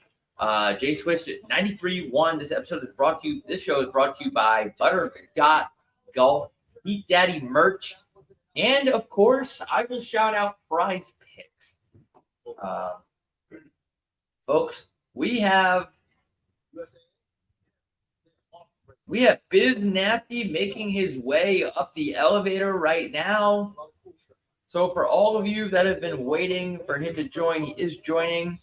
Where the fuck is Biz? He's coming. Is he picking his foreskin? I'm not exactly sure. Just join the stream. Any comments on the Kairu situation? Yeah, we gave it a little priest touch earlier. Just a guy that said something in the heat of the moment. I think he's gonna get back to his game, and the fans will forgive him. I think he obviously likes playing in St. Louis. I think maybe he had some beef here or there with the coach. It happens. I mean, everyone beefs with their coworkers. That's just a part of life. And sometimes people forget these guys at the end of the day, they're coworkers. Beefs happen. Is D'Angelo still in the league? I haven't watched a game in a week. I'm just checking. Actually, Tony D'Angelo was just locked up in the city of Philadelphia on a hate crime. Tony Furta. Yeah, Tony Furta is out of the NHL as of 5 seconds ago when I made that up. What is the rundown of upcoming trips? Again, Furta boys, we will be in Calgary on January 20th at Cowboys doing a live show from 4:30 to 6:30 before the game. A week later, we'll be in New York City on Friday, January 26th, and that is from 4:30 to 6:30. Party! Red Corner. He stands at 6 foot, whatever the hell Biz Nasty is, weighing in at 200. I don't know how much he weighs. Rico, baby, got no voice. We're rolling it deep. What happened to your voice? Lost. I can't find it. I got my Lamar Odom jersey on. I can't find it. Shout out to Lamar Odom, who overdosed at the Bunny Ranch in Reno, Nevada. Are you guys live? Yeah. Yeah. We're an hour and 40 in. But anyway, New York City is January 20th, 4:30 to 6:30. It will be free, but you got to show up early. Pump the chat. Everybody, Pump the stream. live in the flesh. Paul Biz Nasty Bissonnette is here. Are you serious? He can't be serious. Will we do a show in Atlantic City? I'm not sure. I'm gonna have Atlantic City. yeah, I don't want to get fucking stabbed. Yeah. I'll ask my uncle, who's actually a bookie there. He has a couple murders on his rap sheet, but I will ask him if we can get down there and check in Atlantic. Shout out to Atlantic. Where is this? How sick is that thing? So, is this between periods right now? It's live, yeah, but we're between periods. Hey, great to see you, everybody. Why do you say, "Are you serious"? It's Dick Vitale, college basketball. Yeah. Oh yeah. The guy keeps beating cancer. He wakes up from his treatments and he just goes. They go, Dickie, you have no cancer anymore, and he just goes, "Are you serious?" And then he gets it again. What's your Oh, it's Robbie W. Gucci. Let's go, baby. Robbie Gucci. Yep. Grinding. Great to be here with. Oh, I got a water. I brought one. Okay, huge. Sponsored. I got a little tea here. George, here we go. I'm gonna retweet all of this. Can you Bear with me, guys. I'll hop on the mic here soon. Oh, we're good, dude. We figured out. Nelly actually helped us out. Oh, He's like, dude, you don't need 3 mics, just one. Oh, And now that's why I'm using this thing. I don't know what this is. So then what's the point of you doing that? Just to have something in my hands. Oh, it's just a Yeah, it's Friday night. I usually like to have something in my hands on a Friday, especially late in the night, folks. If one of you guys can send me the link, I will post the link as well. Okay, I will do that. In the meantime, how you guys doing? Oh, Ronak and Timu Solani. Holy, how good was that sandbagger? Those guys are legends. Timu Solani is the coolest fucking person on the planet. Yeah, I saw the clips. That JR story about Keenan what- grabbing his jugular. absolute old That's what I'm school gonna do to you hockey. tonight. Fucking. you guys win that sandbag? We're gonna go to Skin tonight. I'm gonna have a fucking hook daddy grab you right by the fucking This by your show- tonsils. This show is brought to you by Skin Cabaret. Low and slow. Go there and find a set. Oh, I gotta send you the link. I keep forgetting. Yeah, no worries. But But Did you guys you win that sandbag? Here, let me pump the stream too. We lost. We got speed Really? bang. Jeremy Roenick played with his food, and he's an unreal golfer. Look at Jarvis. He's taped up like a mummy. Here, Holy God. just retweet the last thing I posted. Yeah. Folks, we are live here with the Bissonnette. Paul Bissonnette. This is a mom and pop shop, folks. We do it all. Right? Yeah. We're running our own socials. Yeah, I So- spent the first 10 minutes of the chat putting all the links out because, yeah, that bad boy right there, or whichever one. Yep, there we go. Folks, who's that? Holy shit, this guy's got the whole. Who the hell was that? Anyway, folks, we have 11 minutes and 45 seconds to count down to the third period. This game has been sneaky electric. We are having a It's bunch actually a pretty good game. Yeah, we have a bunch of Predators going up against a bunch of Hurricanes. AJ Malesko bringing out the hoops tonight, folks. I don't know if you look. Beautiful. Did she play hockey? Yeah, I she think she did. played. Yeah, I think she did. What was her game? Oh, I think she was good. What's her name? Jen Botterill was nasty. She's Really? another girl. Is that Jason Butterell's? Oh, actually, I think she had I mean, people in the chat might know. I want to say she had a 35 game point streak in college. She went to Harvard, won it all, won Good goals shit. for Canada. she's on TSN, right? She does TNT. She does Sportsnet. She's good. I see her. Yeah. The way she Cool. talks, she's like poised. Oh, Like she fucking hammers down her point. She'll stare the lens right down, and she'll be like, yeah. I'm looking over like, holy shit, I can't get a sentence out without chewing my tongue off. Well, I mean, she went to Harvard. That's all you gotta say, Yeah. right? Shout out to Harvard. Not a We great. got a promo code for Harvard, actually. Yeah. Promo code at Harvard is hashtag anti-Semitism. I don't know if you guys know what's going on at Harvard, but there's some political stuff we're not going to get into because this is hockey night in Scottsdale. The chat is absolutely buzzing. Elon finally unblocked my comments. Yeah, he's got you live now. Yeah, so Elon- people couldn't comment on. Well, it was stuck. I don't know why. Elon's coming after Yeah, you. he's coming after the You got Heat. I don't know. I think I was at Global Ambassador the other day hitting on this chick. I didn't know that was one of Elon's side pieces, Oh, yeah. but I tried to. We're going there tonight too, aren't we? I'll go wherever the wind. I'll follow you guys to hell. I'm gonna go sip some seats at Global now. I've never heard that phrase in my life. Oh, yeah. I'm gonna start using Yeah, that. right. You fucking do it every day. I'm going to literally huff. Folks, the biggest- Snippers Road. Are you serious? Yeah, I guess someone wants me to shout out Jewish people in the chat. Shout out to Jewish people. 100%. My agent, right hand man, Jeff Jacobson. He's Jewish. JJ. Happy Hanukkah to all the Jewish people. Yeah. Oh yeah. God damn it. Zach Hyman. Hyman. Yeah. We've actually Hyman. we had him last year on TNT Edmonton. He had a hat trick during Hanukkah, and the day before Hanukkah started, we had him on TNT broadcast for the late game. Another hat. Yeah. So this guy just lights it up for Hanukkah. They love literally lighting up all the Hanukkah Every candles. single candle. Adam Fox, also a What does Jewish Fox do? player in the National Hockey League. Shout out to Foxy's Bagels. There's a bagel deal going on in New York City. Great player, great piece. I had no clue that bagels were synonymous with Jewish people. I had no idea that was even a thing. That's their thing. Yeah. That's their thing. That's the music industry. What's the deal here? And everybody's like, you didn't know Bagels. that. That's Hollywood. It's kind of their thing. Jewish people really they have their head screwed up straight. They really do. I mean, shout out to my lawyer. Got me out of 3 MIPs in college. Jeff, if you're watching this, I know you're not. I kept asking him for my mugshot. He's like, Rob, we got that expunged. You don't have one anymore. Stop texting me. What's he get arrested for? Just drinking in public shit. Just 3 times on campus. Actually, one time. Quick story. Long story short, I handed my buddy a case of beer. I was 21. He was 20. And this cop in a Hawaiian shirt in the parking lot of Safeway on campus arrested me for giving beer to minors. Oh, Turns out, though, right, yeah. So shout out to my lawyer. Actually proved that I didn't hand it over. So technically, I did not distribute. So the whole thing got dropped. True story. Crazy. Yeah. What did you do? Did you put it on the sidewalk and you grabbed it, or did you actually hand it to him? We were getting into this kid's Jeep. And I think he was in the Jeep already, and I handed it into him. But I guess they couldn't prove that technically I handed it to him. Was it on surveillance? So no, it was like in the parking lot of Safeway, but it was like nothing. There was nothing Oh, okay. So he just saw, and it was literally a guy in a Hawaiian shirt. It was like in a movie, like you see undercover cop. It was like Tommy really Bahama. crazy. Yeah. Dude, it cost me like almost Defund the police. We need to defund the police. I'm tired of the first defund the first responders. No, shout out to all the first responders and second responders out there. I'm gonna need you guys tonight. Yeah, true story. I've said my jail story a few times, but Jeff got me into that one too. This guy's asking me about how about this one? Islanders called the league and they were poopy pants about my comment. Oh. Yeah, I got a little peepee On back. TV. No way. I think probably the whole. Yeah. Well, the whole Luke kit caboodle. Lou's gonna call it in. He's Oh yeah. Why though? You just said they were boring. Who cares? But he's a mobster. No. Oh, that just He runs the If whole you say anything bad about Lewis, You can't.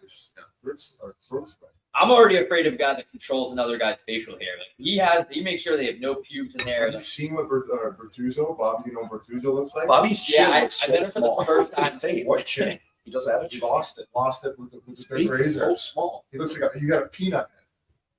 It's so weird. I got. We should start a petition to get Bobby Bertuzzo's beard back. It's crazy. Yeah. Like you have to shave your bush too. You know what I mean? Like Reggie Bush. You have shirt. You go Reggie or George W. or anyway you want to cut it up. Like not only your face, he's checking your bush. Like you're going to his office. Like, hey, Jordan, look a little trim. The New York Islanders are sponsored by Manscaped. Use code New York Islanders at manscaped.com. Imagine having to show another guy your hose because your bush is a little long. So big. What? Yeah, bro. She actually likes it. She's What's that? New guy gets her. It's like, what's that line outside of Lou's office for? It's like, oh, every guy has to show his dick off, and if his bush is too big, he's got to trim it up. The old Reggie Bush shit. So Biz, like, what? How did you find out that they? Yeah, like like the I got called in, and even TNT. I don't want to go into but they were just somebody there, Okay. and even they were like, listen, this is kind of ridiculous, but they're little poopy pants. But the best part about it is we have them on the broadcast this conversation. That's I'm gonna just go in. Oh, did they? Oh my God, they beat Boston. Nice little game here. Who do you have? I tell you though, the Islanders are nasty all of a sudden. They're doing all this without Adam Pelech. So if I'm the Islanders and now that they're playing so well, I get the 2 goalie system's good, but Varlamov's, I think it's the last year of his contract. Do you not get rid of him to a team who needs a goaltender for another asset to make a push here? Yeah, like a forward, another defenseman. I think why would you? They're a little thin back on the end. You know what I mean? Like they got some guys hurt. They got Bertuzzo's a good 6. They got a guy like Mikey Riley playing back there. You can get a lot of pieces, or if not a good piece there for Varlamov. Yeah. They cleaned up waivers. Yeah, he was. Shout out to Mike. But no, I think who needs a goalie like that right now? Probably Toronto. Oh yeah, Toronto. But he would never deal. He would never deal a guy to Toronto. He'd probably bring it out west. But as far as out west is concerned, I mean, I wouldn't say Edmonton yet, but because of the way Skinner's playing. But I don't know. I don't know. But for a guy who doesn't have a contract next year, and he's not locked in, and you know that the other Sorokin's going to be your guy. Is it Sorokin? Yeah, Sorokin. Yeah, it's Sorokin. I get all the Russian goals. Sorokin. We were just talking about that. No, he's good. I think he could be a really good piece. What would they need though? Do they need a forward? Do they need a defenseman? Like Riley's got 4 points in 8 games coming over off of waivers. Like he's a friend of the show of beauty.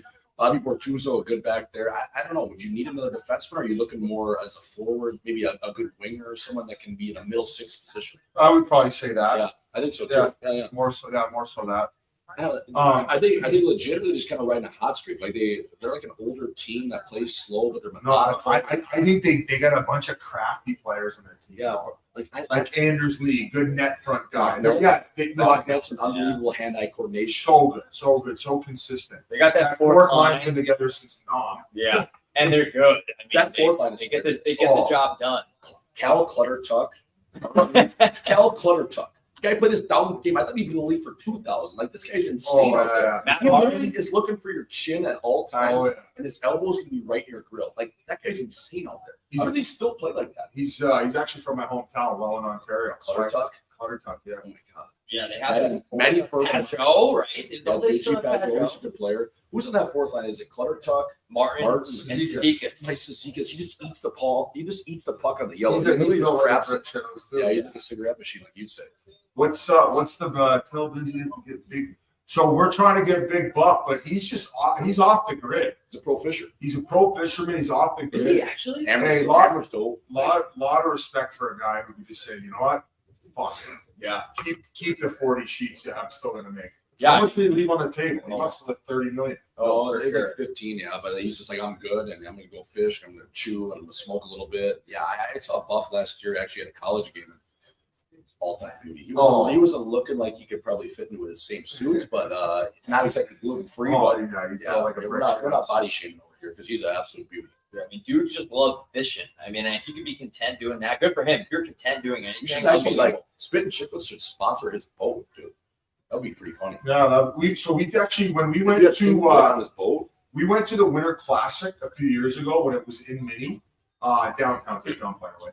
It is nothing going on. It's fucking brutal. It's like hard to find a meal. Like And shrimp, let alone shrimp. Oh yeah, what shrimp? Low and slow. But we went on this ice fishing experiment. It was awesome. Yeah, we did like Ryan Carter and some of those guys there. Good mini guys. Ryan Carter told like 3 hilarious stories about Randy Carlisle. And yeah, we actually did the interview in the hut. Yeah. And then we had another guy from Barstool come there, Donnie, Chef Donnie. He went overseas to France this year to cook during the summertime, but he was there. So when we would catch a fish, he would make fish tacos. Where were you guys catching? Was it like a walleye? Or I have no clue. I just say a cutfish. You're on a little micro.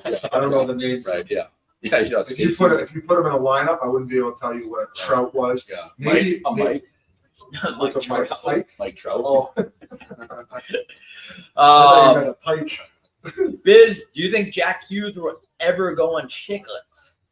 You should that. Like, I think he's like the white whale. That guy with media is unbelievable. Yeah, I think that these guys want to get a few more games under their belt, and they don't feel like coming on when maybe they don't have as many stories. Sure. So yeah, it's not so like same with Cole Caulfield. Like, we wanted to get him on when we did the Sandbagger, right? And we actually just interviewed him the other day. Great kid. Yeah, great kid. I will say though, like we've had Suzuki on, and then now him. The guys who play in Montreal are so media trained. Yeah. They're afraid to say the wrong thing because the media, they're psychos. They'll take any little nugget and they'll run with it. Insane. And it makes them not want to do media. They have paparazzi hanging around their house and shit. That's so ridiculous. I mean, Cole Caulfield's such a good kid, such a guy that the opposite of a cancer in the locker room is just a ball of energy. That kid. Whenever I think of Canadian media, you know what I think about? I think about the Uber story from the Senators here. Ooh. I mean, what an absolute ass clown that Uber driver is. But that's what I think about. That's what it's like for those guys. That's reality. Steve Simmons giving Austin Matthews COVID results. Unbelievable. That's absolutely. I'm not a doctor. As a biology major for only 2 weeks before I dropped out of it. But that's a HIPAA violation, if you ask me. Shout out to Steve Simmons, not a friend of the show. I think even like Spectre mixing it up with like a Tim Peel, just a couple, glasses. So you comment on a guy's buddy, Spectre a beauty. Texted with. We did. Because we posted something about how when Woodcroft kind of went at him a little bit, so we posted a video of it. Spectre's like, "Oh, why do you guys post this shit? You know he's full of shit. Everybody reads Spec." That's what everybody reads. He was talking in third person. Oh yeah, no way. And then Rick goes, "Should I call him?" So we called him, and he was on speakerphone, and he was just being Spec. But in the same breath, that's what makes our game so beautiful is these media guys and these journalists who take themselves so fucking seriously. It is wild. They've ego in their own. Oh, but it's awesome. So, but it actually makes me want to get Spec on the podcast just to get him. You come on? We asked him to come on, and he said, "Oh, I'm flying." So he dodged just that one. But if there's any more Oilers drama, I'd love to get him on. We did the other guy where you post the funny photo of him all the time. Sweating his dick off. The guy in Calgary. Yeah. No. The guy in Edmonton. Oh, Edmonton. Fucking the chat's gonna know. He's hilarious. We've had him on before too. Whit got him on. Oh my god, bro. How am I forgetting his name right now? So obvious. Chat, what's the guy's name? There's a goddamn pigeon. Stauffer. Bob Stauffer. Yeah, Bob Stauffer. Is he one of the good guys? Stauffer's a good dude. He is, yeah. He always brings a lot of knowledge. He says tweets. Like, he'll give you all the analytics, all the stats, keep you updated. I mean, does he lick the Edmonton Oilers bag? But he's bang on usually. Right. Yeah, it's also like part of the job for those guys. I mean, I've been dartling the fucking Coyotes nutsack for how long? Since they put me on the payroll. Right. Since they gave me league minimum to go down to Old Town and go ball deep. What a great place to play. I hope they get the rink situated. I think it's going to be up north a little bit, but Make it 600 to go to It's actually crazy, just even like this area. Because like my one of the guys, Sean Apuzzo, who works with Spit Chickens podcast, he's in town right now. Yeah. And he's just going to look for apartments up north here in North Scottsdale. Is he moving here? I think he's going to move here. Yeah. Because I think his mom did live here at one point. She might even still live here. But this area, since I moved here in 2009, has probably doubled, if not tripled. Yeah, the quarter is so sick. Well, even like last year, they brought in Ida and like some other restaurants, and the bars are buzzing. Like, they have DJs at the bar. Like, I'm not the biggest DJ guy, but it kind of sets the tone. Like, hey, we're not going to sit here and put our napkins on our lap. Like, everyone's going to be standing up. Throw both ways. Might have a disco. Yeah, a couple couples are going to turn into swingers later that night. They don't even know it. Just a key party. But yeah, it is. You guys ever been to the Culinary Dropout up here? Yep. It's unreal. It's like sneaky fuck, like a party. Like, it's weird. It's good shit.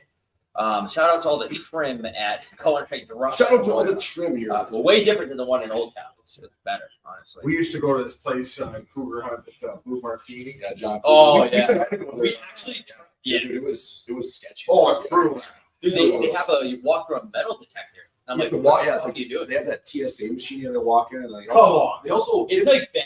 dude, let us wear a I hat. haven't Yeah, been to it was Blue crazy. Martini in probably Yeah, 3-4 years. That's- It changed. 3-4 years ago, it was awesome. It was like a bunch of fucking divorced ladies that drink wine all day on the couch. No disrespect. But they go there and they're a little bit hornier. And now it's like, It was like all professionals and guys like straight on the players' ball. It was a weird vibe. yeah. So is that the pocket though in which they want to build the rink? It would be just a little bit to the east. Yes. But if you look at the right Yes. from the highway, Pretty sick.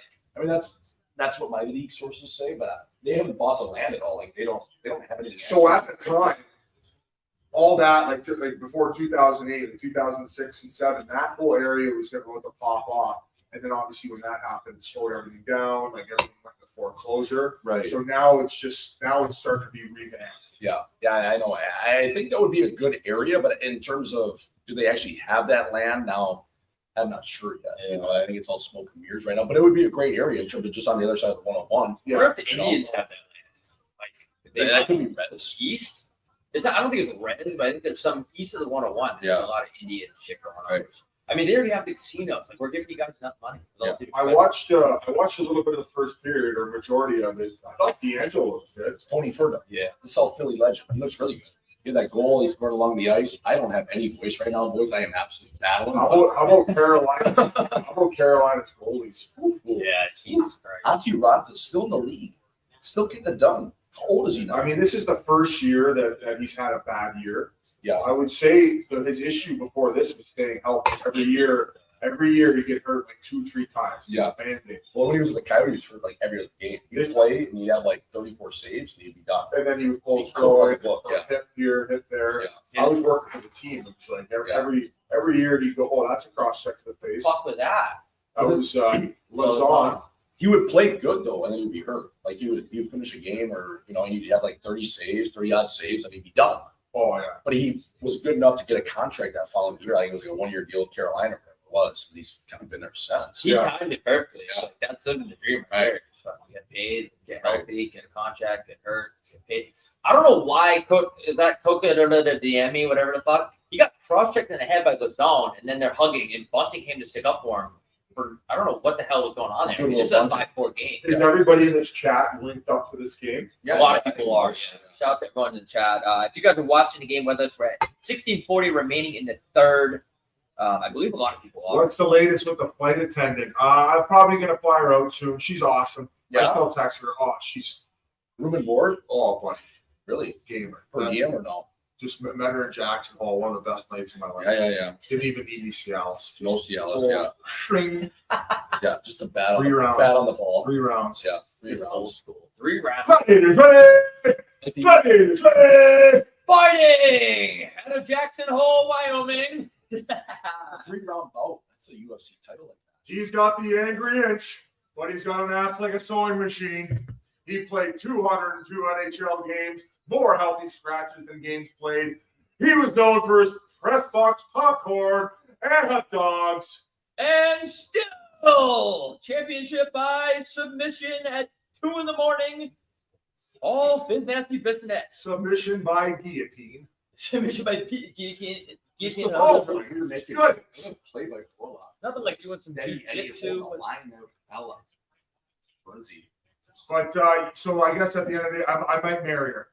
I might put her on put her on scholarship. She's in the bullpen for sure. Propose on Hockey Night Scottsdale. Bring her over I here. do it. I do it. I fly her in.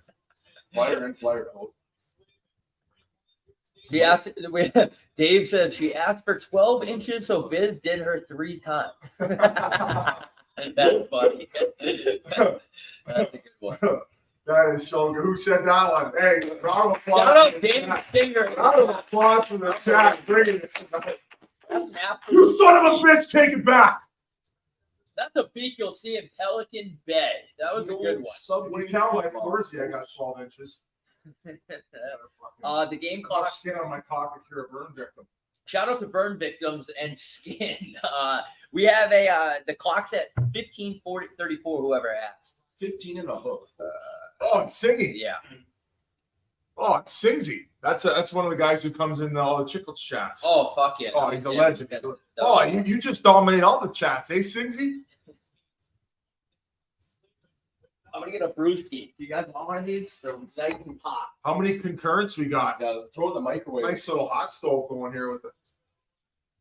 Look, O'Reilly talked. Oh my God, that was nice. 15 and a hook here, folks. Wish I had a pulse. Yeah, it's tough on you, Switch, because you actually narrate the game. I just Yeah. kind of like chirp in. Keep So. battling. Keep battling. I got nothing. That's what Figure we it do. out. It is what it is. I got nothing. You should put a heat pack on your throat. I might have to. A little hot pack, a little icy hot fella. This is from Chris Sanders. Biz, what are Carolina's options to fix goaltending? I think we talked. Well, we just talked about Varlamov. Like, think about the amount of guys in the roster that Carolina have. I heard D'Angelo was on the blocks, trade blocks early. Yeah. That still is on the block. Yeah. Right? Like you're looking to move in maybe. I don't think Lou Lamoriello's. No, I don't think Tony fits that model of an Islander right now. But I don't know. I feel like he would. I think there's not many options. I think Gibson's a name that keeps coming up. But at the end of the day, though, if you're Carolina, you can't waste another season. It's like every year they end up winning their division, and they end up getting Eastern Conference Finals at best, but they can't fucking win a game. To me, their issue coming into this year was getting another power forward. Like last year against Florida, they just got pushed around. Obviously, they didn't have Svechnikov. But this year, it seems to be goaltending the problem. And I don't think Svechnikov's having the best of years, but he's also coming off a torn ACL. So Slow start for sure. hopefully I couldn't even play hockey again after I tore mine. So the fact that he's still out there, shout out to him. A couple times. That's crazy. Shout out to even a guy like Pat King. Like, not many people know this. When you get a fucking hip resurfacing, it's actually basically a hip replacement. People don't understand that. The guy is on a completely new hip, basically. I mean, that's insane. I don't know how you would feel like yourself after that. I mean, you've been artificial hip. I'm really just thinking out loud here. Like, if you're the Carolina Hurricanes, obviously you might need a goaltender, just what happened with Freddie Anderson. But are you not looking at a guy like maybe Pavel Buchnevich in St. Louis who can kind of play up and down the wall? He's heavy. He's a great penalty killer. And he's a guy that pretty well fits that mold in terms of he could play with those skilled guys. He could have 30-odd goals with the right players. I don't know. I think like Doug Armstrong right now is willing to listen because he knows they're going to go full rebuild. Yeah. You know, You think they're going full rebuild? I think they have to. I don't think they come out and say that to the fans, but I mean, if you look at their roster, they're in between old and not really having a ton of prospects. Where do you go with that team? They're not a playoff team. You don't necessarily want to be drafted. Well, I mean, like They better hurry up. right? Like, I agree with you, but I mean, I love Doug Armstrong. He won a Stanley Cup. He built an unbelievable roster.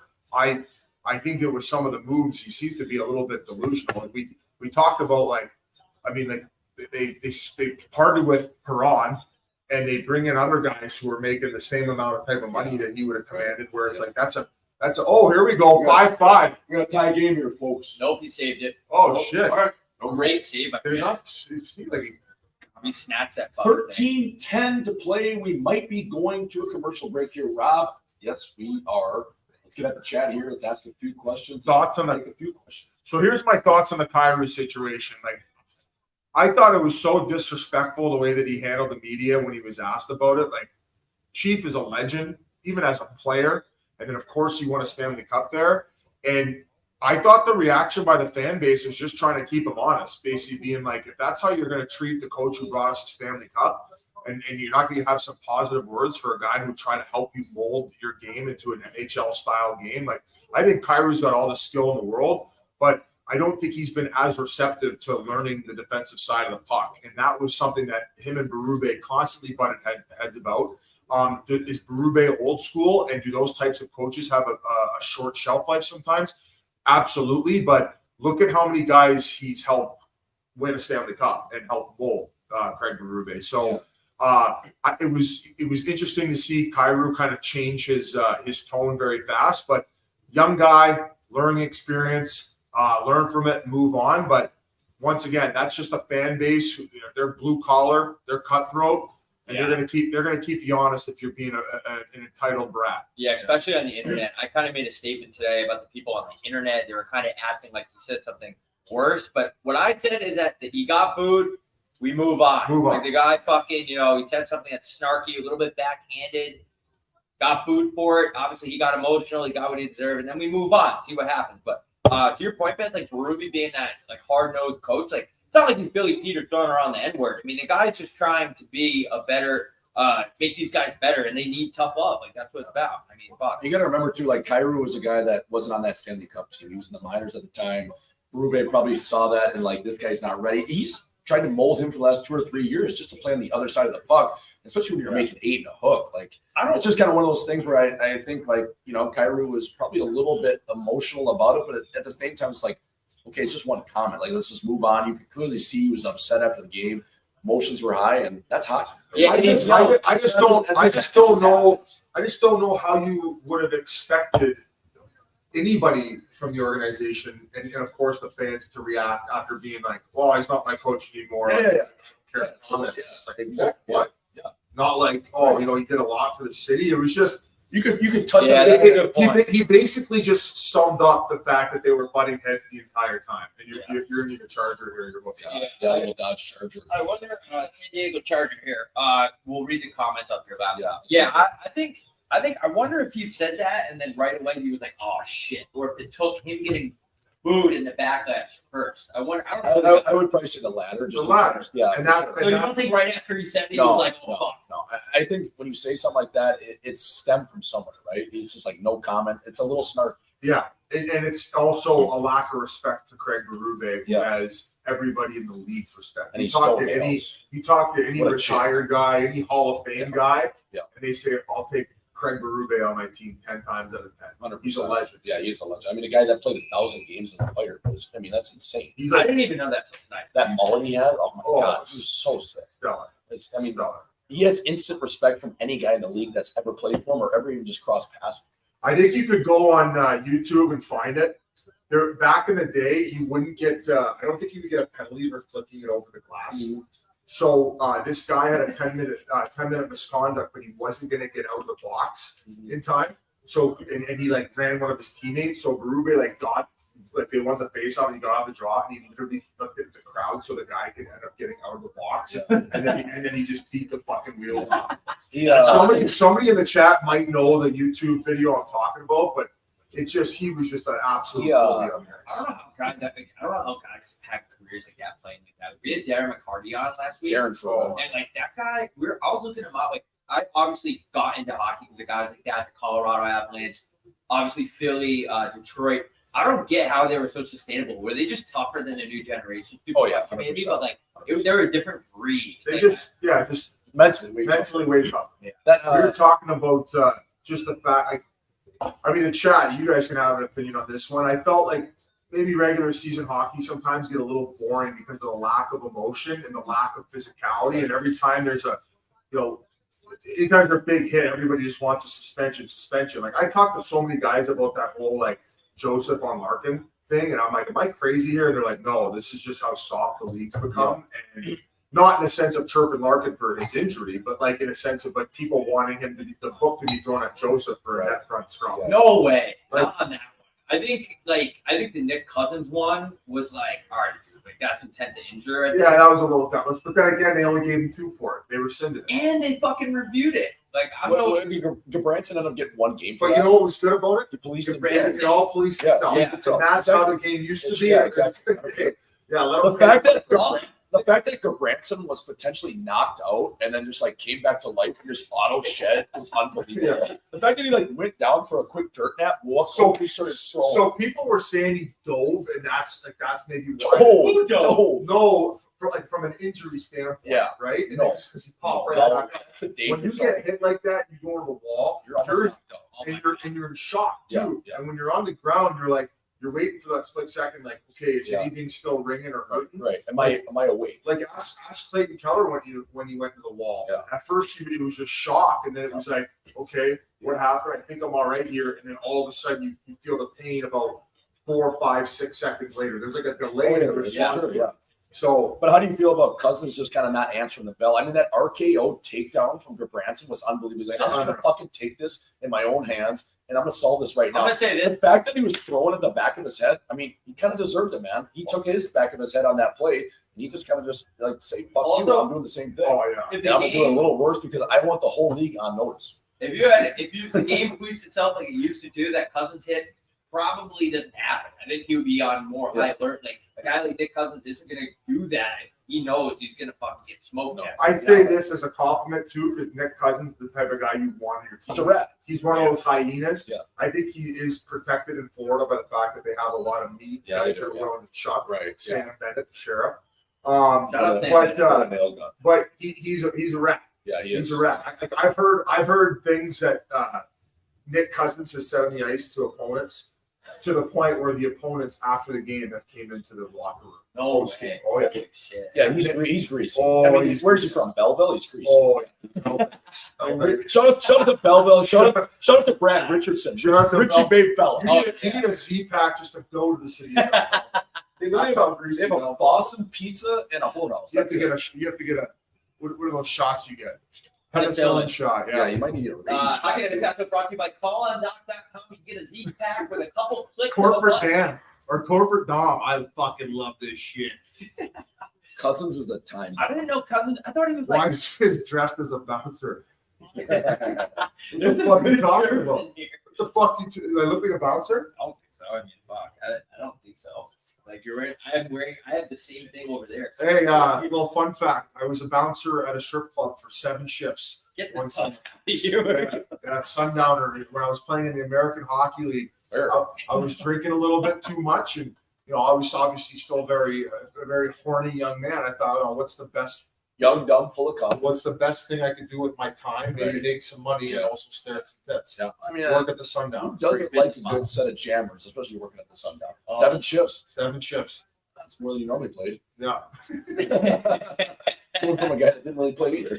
So what concluded your career as a bouncer at a strip club? After There was, you- for you, or was there- So I worked on the Saturday one week and not on the Friday. And on the Friday there was this massive Donnybrook, and I think one of the bouncers got stabbed. And then I came in the Saturday and they were all talking about it. And I'm like, do I really need this in my life Yeah. right now? Like Right. I'm here to stare at Yeah. tits, but if shit goes down, then I gotta get the mix. Right. And Probably you're, not wise. right. And you're a guy that's probably not going to back down. You will probably throw it. And it's like, do I really need this? Probably Yeah, not. you wanted to. To make $8 an hour. Right. Oh, there we go. We're going over. National Folks, television. we got 5-5. Who Biz, getting back to your point, if you wanted to stare at tits and get stabbed, you The could date a Swayze Puerto trick. Rican chick. they say I'm Patrick Swayze from Oh my- Dirty Dancing. Oh my God, Dirty Dancing. The way he moves those hips, the way he gets the shoulders going. It's Full Michael unbelievable. Phelps. We're gonna be doing that tonight. Old Town. Or my high stepping. I should go put my resume in and skip cabaret. Maybe go low and slow. Right? Yeah. say keep me out of trouble. How's the left feeling? Eh? How's the how you getting wrong? Hey, did you ever hear that story about Craig Berube when he was playing against JR and they were in a game and JR suckered him in a pile and Chief came out of that and he's like, I'm gonna fucking get you. And it went by like 4 or 5 years. And Chief never got on the ice with JR because they would match lines so hard and JR was kind of playing all over the place. And Chief ended up retiring.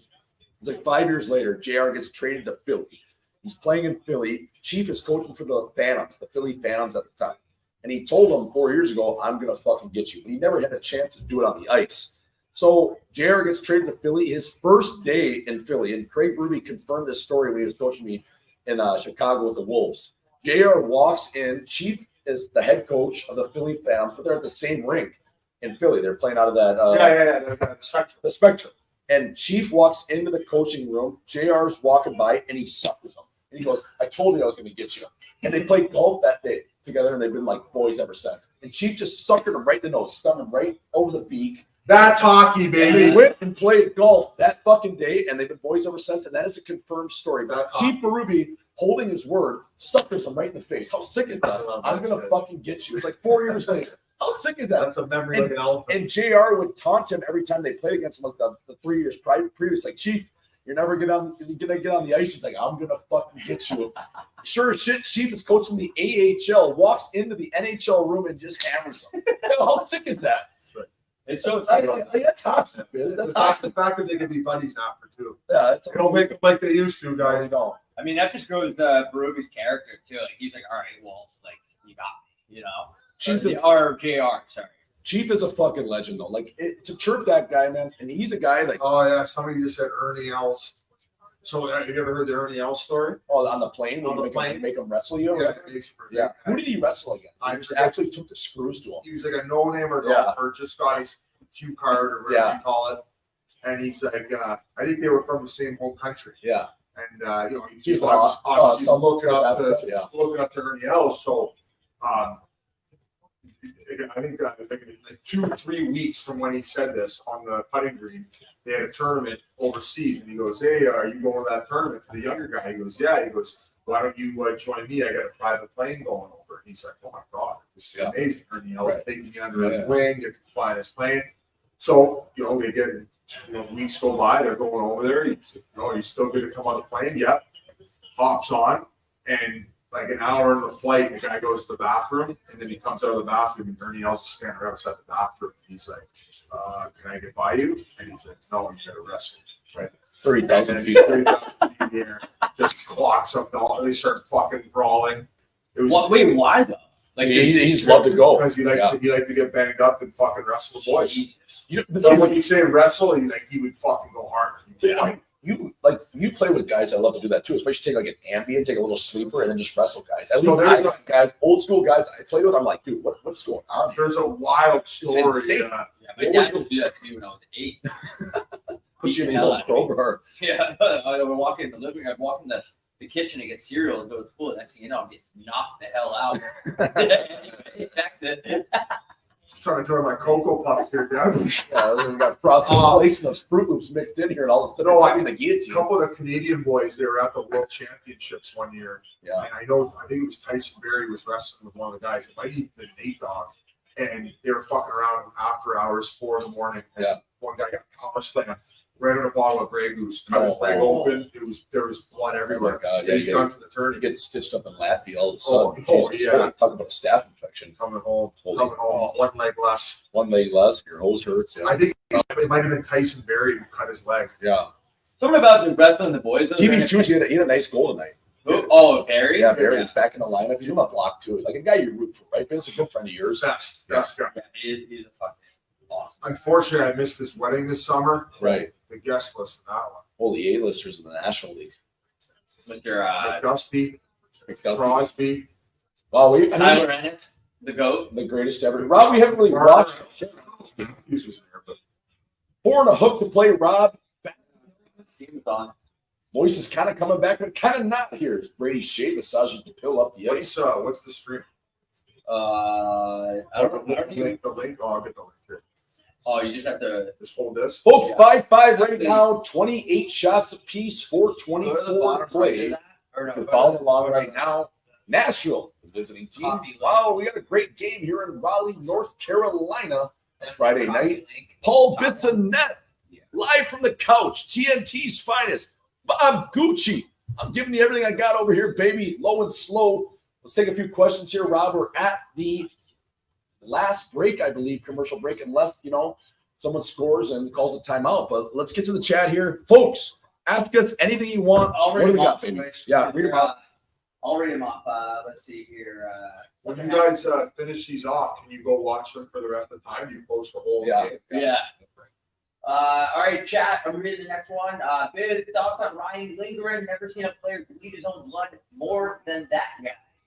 Yeah, he's been getting kind of like his clock cleaned, like going full. Who's that guy? Hey, we got Blues Buzz in the chat too. Yup, shout out to Blues Buzz, friend of the show. We have Ryan Lindgren. Yeah, he's been getting his clock cleaned recently. I'm not too sure. He's been getting absolutely blown up. Wow, Thomas Tatar got traded. Yeah, tuna, spicy tuna going over to Seattle for, I believe, a 5th rounder. Yeah. Why is he wearing the white welding shield this year? He's got that thing down like chicken parm Ferraro. I don't know. Okay. Yeah, I was just curious. Still visit his team. Thoughts on the Flames? No, I'm off the Flames wagon. I got as soon as Tree Living left, I was done. Okay. I was done halfway through last year. Who are you on right now? Vancouver? I'm on Vancouver's my new hot fling. Right. She's like that sexy bitch you meet outside of a club. You just, you're going to go visit her a couple of Yeah. Couple fingers in there. Yeah. 3 or 4. Like a good whiskey pour, 3 or 4 fingers, you know. Or another drink shot at Morgan Wall. Yeah. Then, I got Toronto, LA. Okay. LA, I really like LA. I always ride with the Desert Dogs. How are the Dogs doing tonight? Let's check some scores over here. Folks, how the Dogs doing? They're playing Man Jose at home. Biz, what about Dubas' return to Toronto tomorrow night? The Pens take on the Leafs tomorrow night? I don't even know that. I would say Poppy's gonna have 2. How many big goals for Bedard this season, fellas? I think he's gonna have at least. I think he's gonna 35. 35. Yeah. 30, that's the over under. What was it? I'm not gonna lie. When Bedard was coming in this year, I thought that he was a part of that Fortnite era of hockey players where the draft during the pandemic was so shitty because all the guys were just playing Fortnite. They didn't care. They just wanted to get dubs on Fortnite. I thought Bedard was going to be one of those guys. He's not. He's making me eat my words. He's a straight hockey nerd. No disrespect to Connor Bedard and his family. I said he was going to have 25 this year. I was wrong. Yeah, low and slow, Yeah. Scoreless with the Desert Dogs over there. Okay, we appreciate it, Chris. I believe that guy's your TNT guy, Biz. Oh, Jazzy. Yeah, Jazz. He's the man. The old jazz flute playing the 6th string over there. Yeah. The jazz flute. Where's he from? I believe he's from maybe Syracuse. Okay, yeah. No, he's from Philly. He's from Philly. Wait, the guy. I think he talks about lacrosse all the time. Maybe he went to Syracuse. Okay. He's gonna light me up for not knowing this. But the stat man, he can tell you any stat you want to know. Johnny Statback. Oh yeah. Okay. Wait, Chris Kreider became the 3rd Philly baby. I love it. In goal scoring. Is that true? Yeah. Yeah, he is. He is 3rd of all time. Remember that play we always talk about? How fucking old am I? Rob. All time? Hey, he's only 91, or maybe 91. He's at 91, I think. How funny is it that play though? That we always go back to that offsides play where he was just like, "What were you doing?" Dude? He was like in the the other guy. Well, he thought the guy was going to dump the puck. Yeah, so he goes full speed, and then ends up being like the guy didn't dump the puck. He's 50 feet off. So funny. I don't think it's worse than the Matty Duchene one. Is it? No, because that ended up scoring. That was wild. And that's why they implemented the offside challenge. Yeah. Which has ruined the game partially. Does Matt Duchene travel everywhere with his 6-string? They signed his guitar separately. I was going to say they signed his no movement clause. His guitar, his 6-string is a no movement. Confirmed. In the stands, his guitar actually has a seat. I'm not kidding. His guitar was at his 1,000th game. Yeah, he was the other night in Washington, along with his family. Sitting in a different section. That was a side piece. So, what was I just going to say about fucking Kreider? No, not Kreider. The one after. Oh, the Duchene play. Dutchie. Who the hell? Does anyone know the officiating crew that was on for that?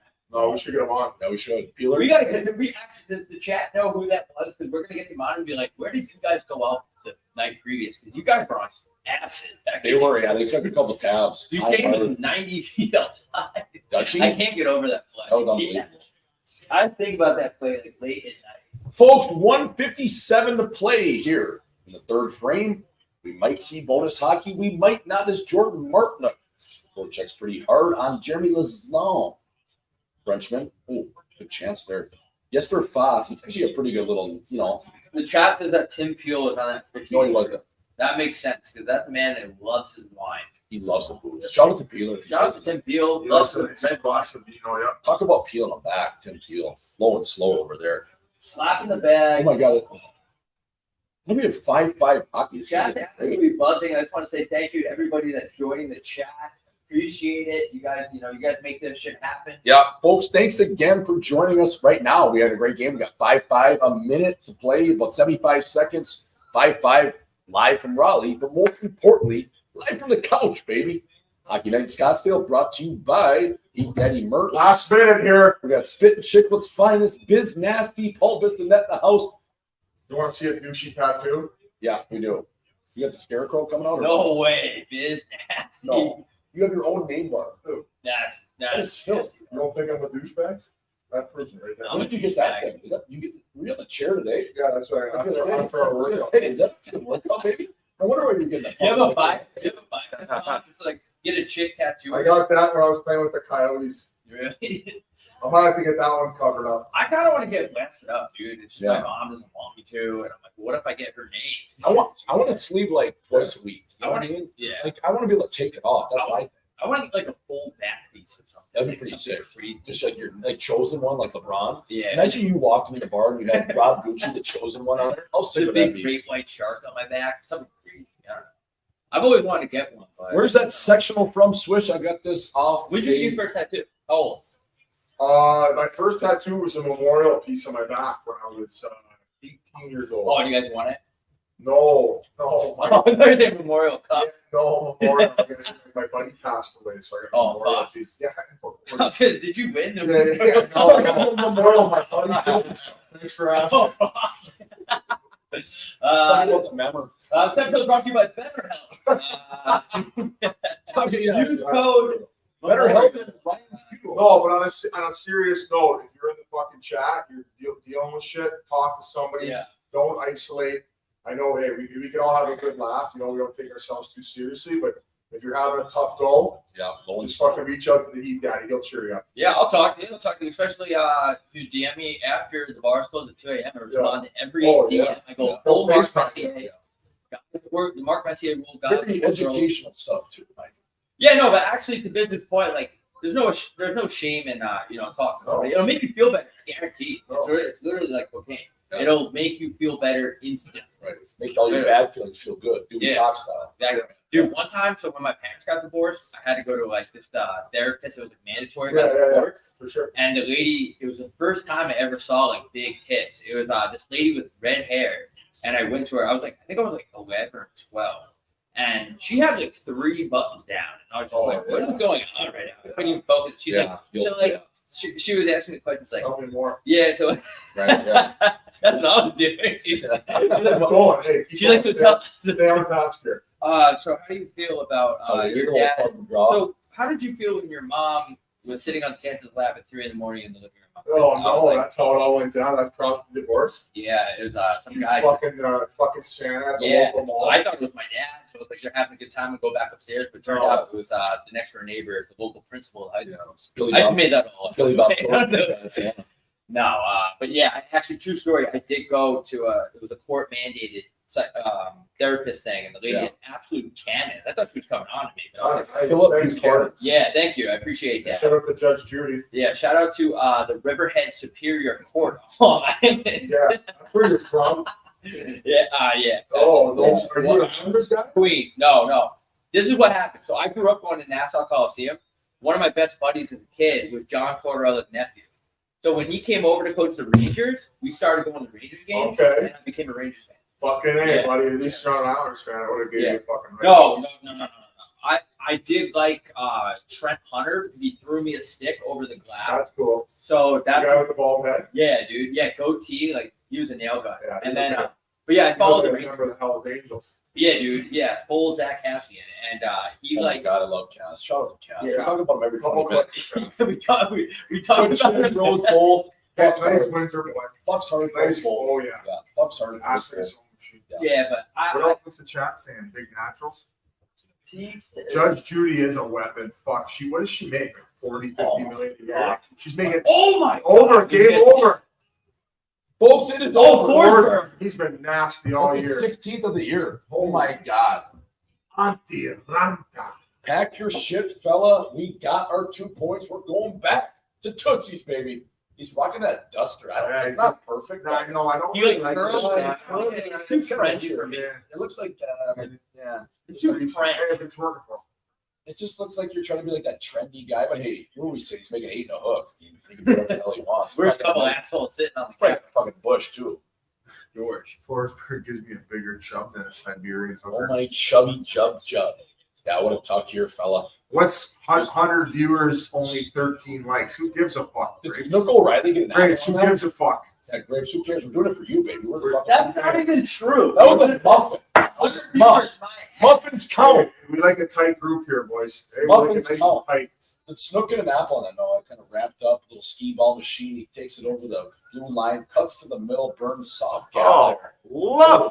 That's hey. You gotta save that though. If you're around We had 30 Oh yeah. Hey, look at Brent Burns. He's like You gotta- motherfucker. That's you right gotta up have nice. that. I mean, but nice little plate, outside in. Gets all you need is a step. Shout out to Greg saying 100 viewers. Oh, Goes it's off the pad. Come on. Goes up that little pad part. I don't know, fella. That's not perfect. Biz, Stuff. I'm down Grape. We have 37,000 people that joined, but Grapes is saying we have 100. So Come on, grapes. literally on acid.